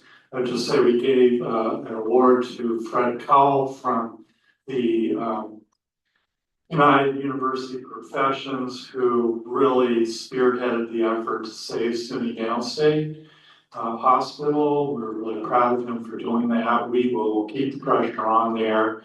And as for the New York Health Act, which was also mentioned by Double Love,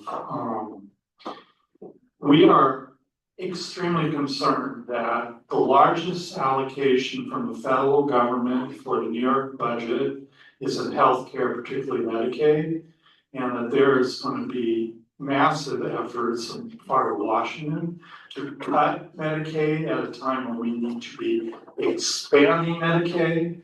And I don't fault a lot of people in New York from saying we just need to start over and pass the New York Health Act, because we are just, arguing with insurance companies and neglecting people like with long-term care, and that's just really important to our communities. So anyway, all right, next round of questions. Yeah.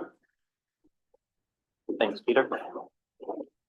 My name is Brendan Brink. I came from Manhattan today, where I work at the Interfaith Center of New York, and where through that position I run a coalition, a network of 90 faith and community-based organizations who are supporting new New Yorkers. They're running shelters, they're operating legal clinics, they're providing food pantries and doing homework help, you name it. And there's faith communities in New York City and state who are serving New Yorkers in that way.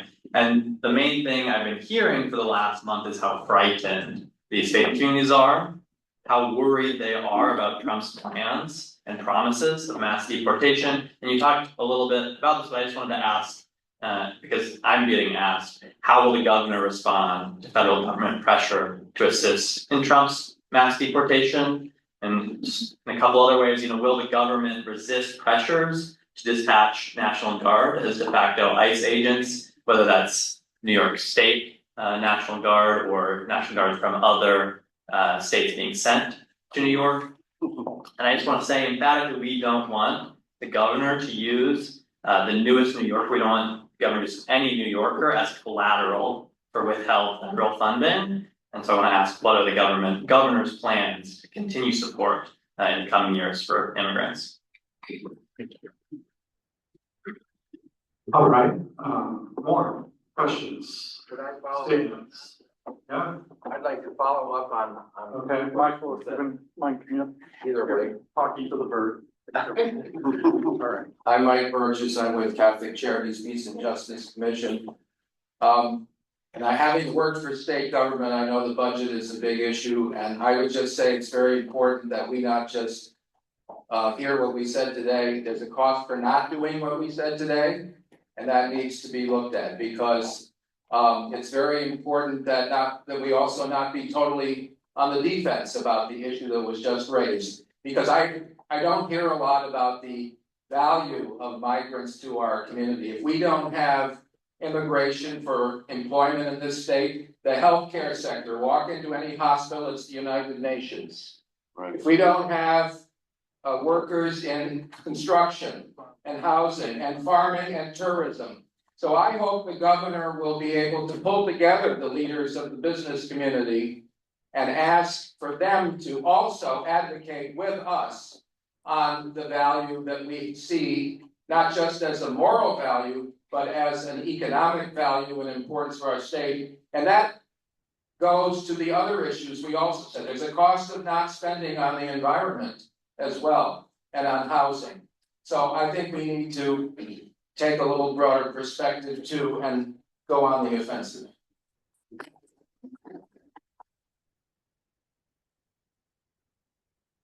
So thank you so much. And before we send back to Carl, if she has any thing to respond, have you heard of the Ellis Island Initiative? Okay, so if you're not part of the Ellis Island Initiative, that is actually a statewide organization. They're going around the state holding roundtables, discussions, doing exactly what you said about pulling in the business community.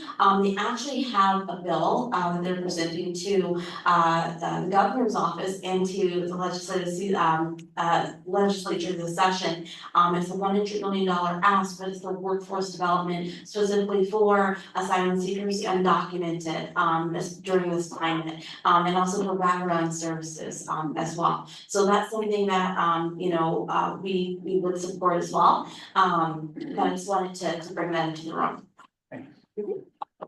And just briefly, if I could say, you can add the 100 million to the 150 million that was asked for O&A legal services and the additional allocation in addition to MRAP for upstate communities, because you can't just work on workforce housing, workforce development without addressing housing and legal services. So please take this as a unified ask.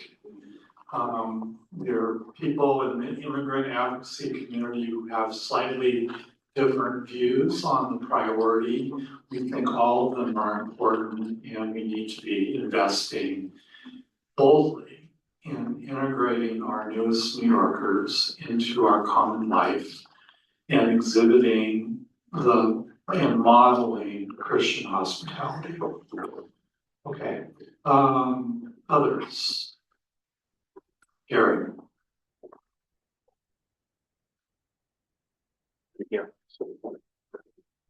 I have a healthcare question.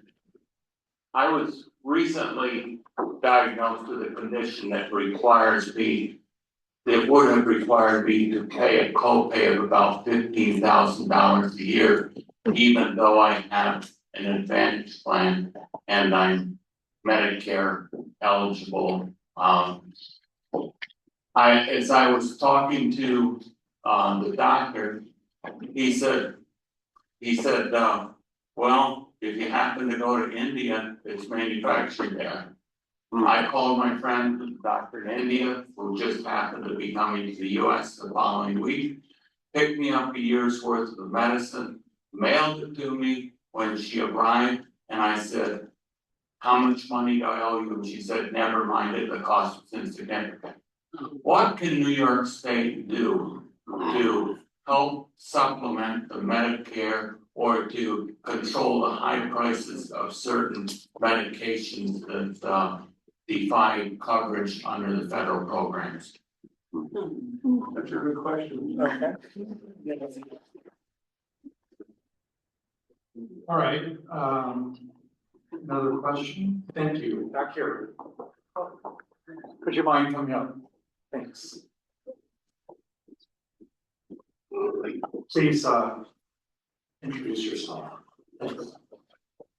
Hi, this is Brother Jacek Korzechowski from Siena College, Laudato Si Center for Interworld Ecology. This past October, we had a big symposium with UN Secretary General Antonio Guterres addressing not only the students at Siena College, but other Franciscan institutions, including Bonaventure University and several others.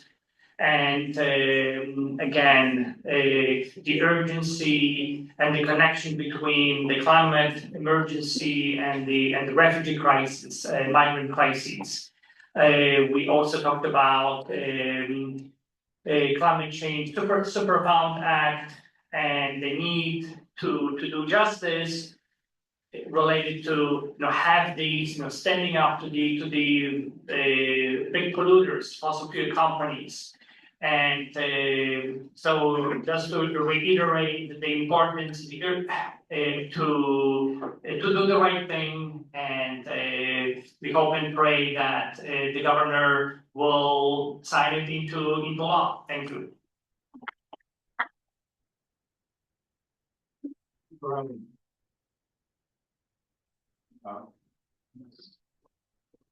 Bishop Ferguson. Yeah. Good afternoon, everyone. Good afternoon. Good afternoon, Cora, to your dad, I said hi. Amongst other things, I'm representing Union Theological Seminary, where I am an adjunct professor at the Sing Sing program. And one of the things I've noticed as a former consumer of correctional services, I'll get that later. One of the things that I realized is going back and forth in the Sing Sing lately, I've noticed that prison has not changed in over 30 years. The first time I set foot in that prison was 1990. And setting foot in there today looks exactly the same. The school building looks exactly the same. The chapel looks exactly the same. The gating outside looks exactly the same. And if we are going to look for change in terms of our returned citizens, if we're going to look for any type of advanced reentry, and what I mean by advanced reentry is not just an investment in the community, but I believe it's a complete cycle of things that have to happen from the moment that a person is incarcerated up until the day that they leave the prison. Are there any real plans to improve the facilities of the prisons in New York State? And are there any real plans to be able to make that bridge between leaving prison? And I'm not just talking about the community parole and the community things that the governor has been doing that are great, that have been happening over the last 10 years through many organizations, Hudson Lake, Exodus Transitional Community, and so on. But how are we going to make this a continuum of services where someone can find their own level of redemption in the whole incarceration process? And I think that a lot of it starts with one of the things that they do in the prisons that I think is criminal in some ways is if you go in the visiting room is not a representation of what the rest of the prison looks like. They paint all these nice things and cartoons on the walls for the kids, and they make all these great things. So the kids come here. I remember my daughter coming to prison from the time she was 3 months old until she was almost 9. And she could not believe later on when I told her, she said, but it looks so nice. They had cartoons painted on the wall. But the facilities don't represent that. And I think the facilities represent, and what I'm seeing is the men inside the prison. I sat and had an hour-long conversation with 10 men in the master's program last night. And what they're saying is, I'm hearing the exact same complaints that we had 35 years ago. That's absolutely unacceptable. And is there any way that we can advocate as the religious community for revamping what's inside the prisons that will revamp what goes on inside and what revamps what leaves the prison? Yeah.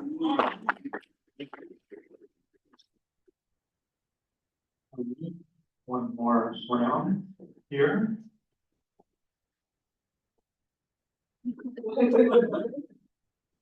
Thank you so much. So, hey, everybody. All right, I think. I think we're close to this one. All right.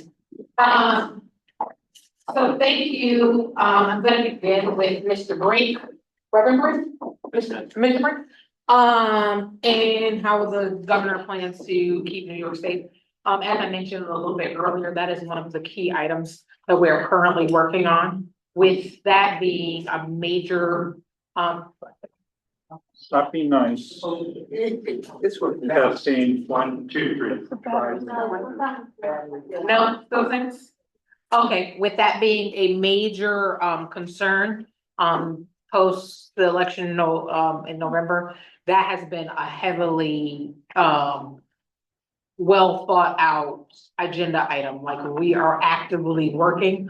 But it is also wonderful for us to know how many people are actually invested and interested in next steps. Not only how many people are actively and interested in next steps, but also the support that our governor will have for those next steps. Our election period was very revealing and telling of where our state was. And so we definitely needed to be more aware as to how we plan to move forward. So thank you, Mr. Brink. And the advocacy for our immigrants is so important. And our folks who have migrated to our wonderful state. So knowing how many faith leaders actively in support of that, I'm sure my office will be in contact with many of you just to find out exactly where we stand. The more faith leaders, the more non-for-profits, the more people that we have in support of maintaining where our state currently is, the more we can get done and the more effective it will be. To President Gary, honestly, I don't have the answer to your question. I think it was a wonderful question.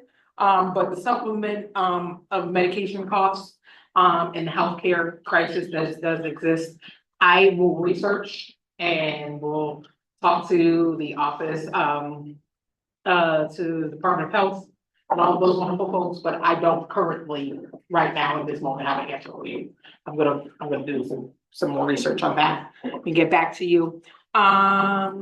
Bishop Ferguson, always great to see you. I'm very familiar with the NPS program for Union Theological Seminary.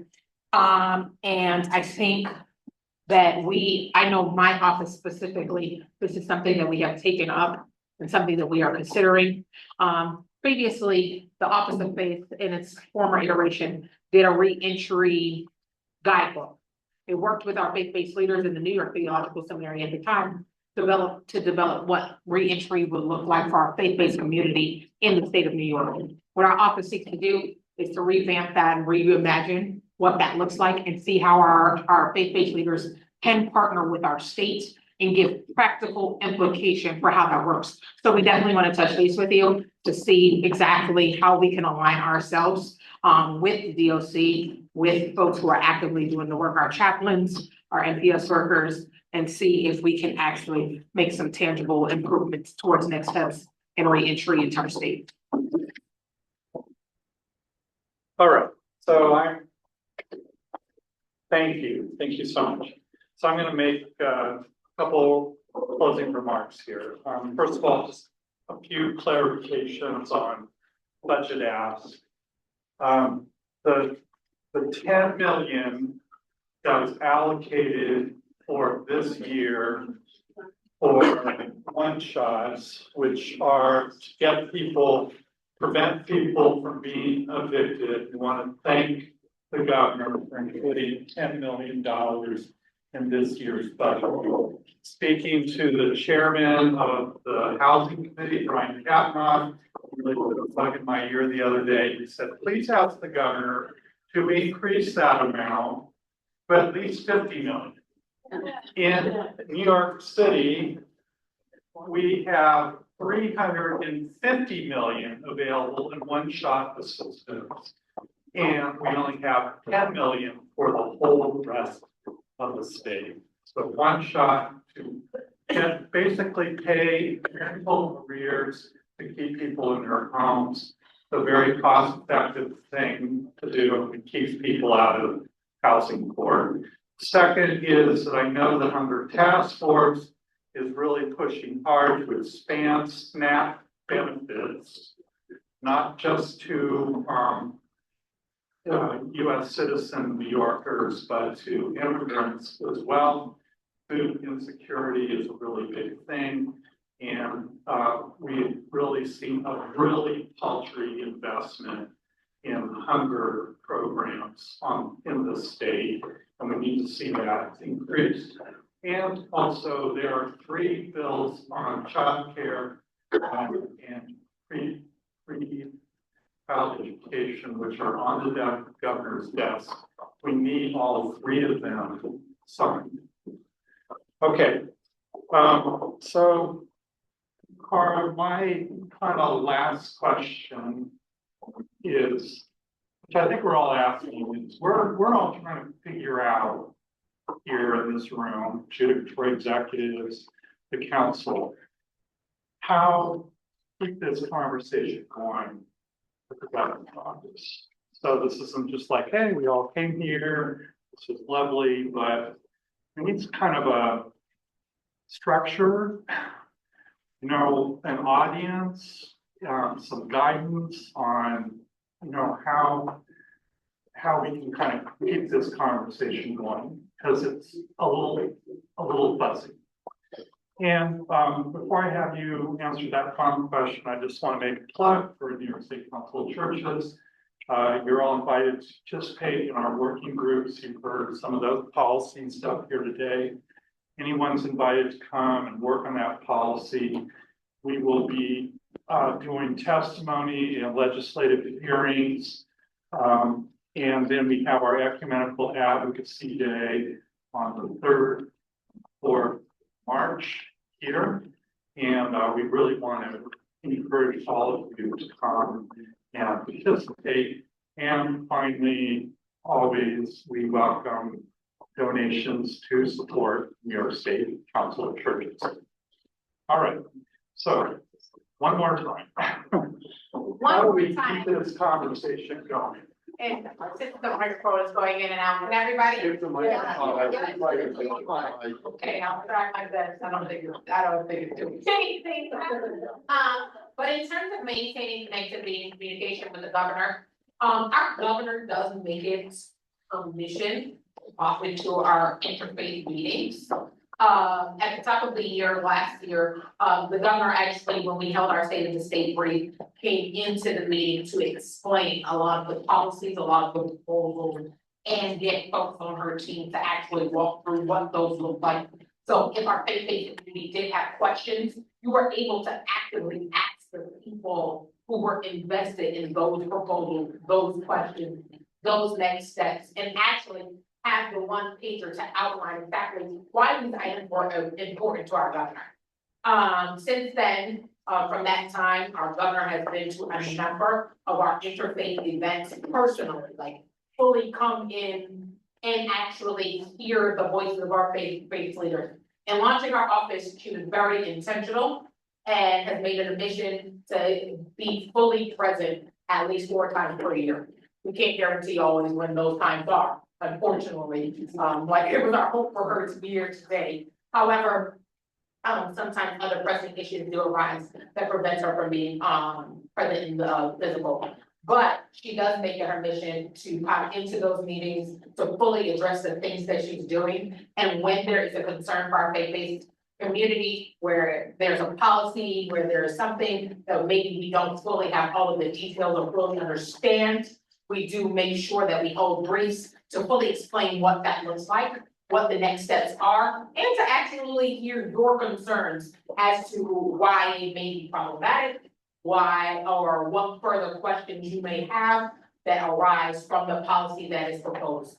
So she has done that for congestion pricing, she has done that for our budget, she has done that for the state. She has We continually actively make this our mission. So if there is something that is pressing and of concern to the Council of Churches and we need more clarity, we need to provide more details as to what is going on. Reverend Cook can always reach out to me, Rashida. Any of you can always reach out to me to say, hey, we need a little bit more clarity on proposal X because it makes no sense or it's harmful to our community. We will try our best to explain it in the ways in which it makes the most amount of sense. You have the most amount of details, and if you still have further questions, you can always reach out to the Office of Faith and Nonprofit Development Services to get more support. We also advocate for you to be a part of our council, so that when our governor does actually show up to hear those concerns and those pressing needs in those meetings, that you are there, that you are able to get your voice heard, and that she's able to really understand that there is a wonderful group of folks here that are really advocating for their community, and we need further help to promote the state of New York.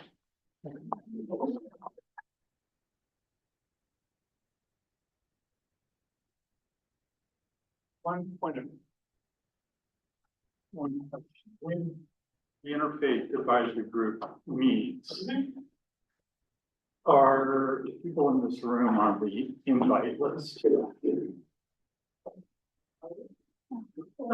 Yeah. Or how do we do that? Because a lot of times I've come to those meetings and I feel like I'm maybe one of just a couple of mainline folks who are there. And I feel like I need all our friends to be sharing this with you. If you get invited, you can invite all of your friends. Okay. All right.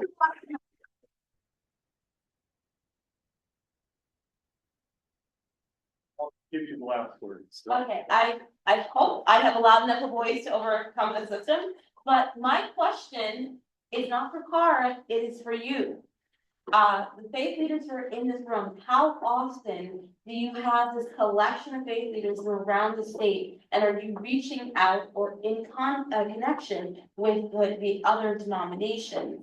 And would you like to do more of this? Because we like you here, in Albany. And not just on yes, our ecumenical advocacy day, but like more, again, as Peter said, involved with our working groups and contact with each other, because again, we are stronger together than apart. And we have people here from Long Island. Raise your hand if you're from Long Island. All right, raise your hand if you're from Buffalo.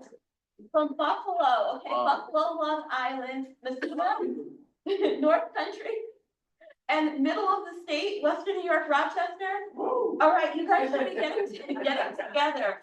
New York State, it seems large, but you know, faith leaders, again, if we're staying in contact with each other, staying in connection with each other, we're gonna be able to do more things like this and support what we're doing in each of our denominations, each of our churches, each corner of the state. And we're hoping that the faith community has a showing at the Ecumenical Advocacy Day. And I mean, not a little bit, I mean a lot. Everyone here is invited. And I want to see hundreds, if not more, faith leaders right at the Capitol on March 4th. I think that's important because a lot of times, and I'm going on too long, I don't want to make myself I feel like I'm at the Apollo, so that hook me up. That basically we have you know, a lot of people feel that faith leaders are not paying attention, and that is not the case. But we're also embedded in other movements all around the state, and we need to collectively come together and show that the faith community is listening, active, and involved. And so we hope that we will not make this a rare occasion, that you'll come to us and join us in other things that we do at the Capitol. Two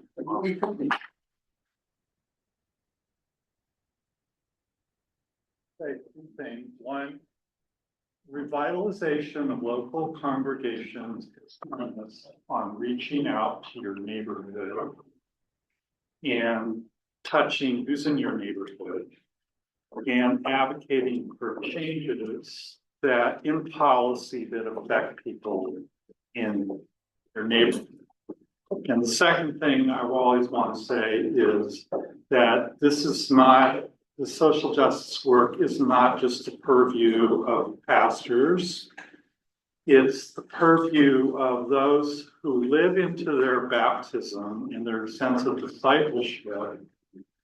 And all of us are called to live into our baptisms to do this work, to build up the body of Christ and to offer a witness to the world. And so this is a ministry we share together, not like the two people that do social justice in your community. Yeah, they do that in your community with a pastor. You know, go to the rallies with your pastor.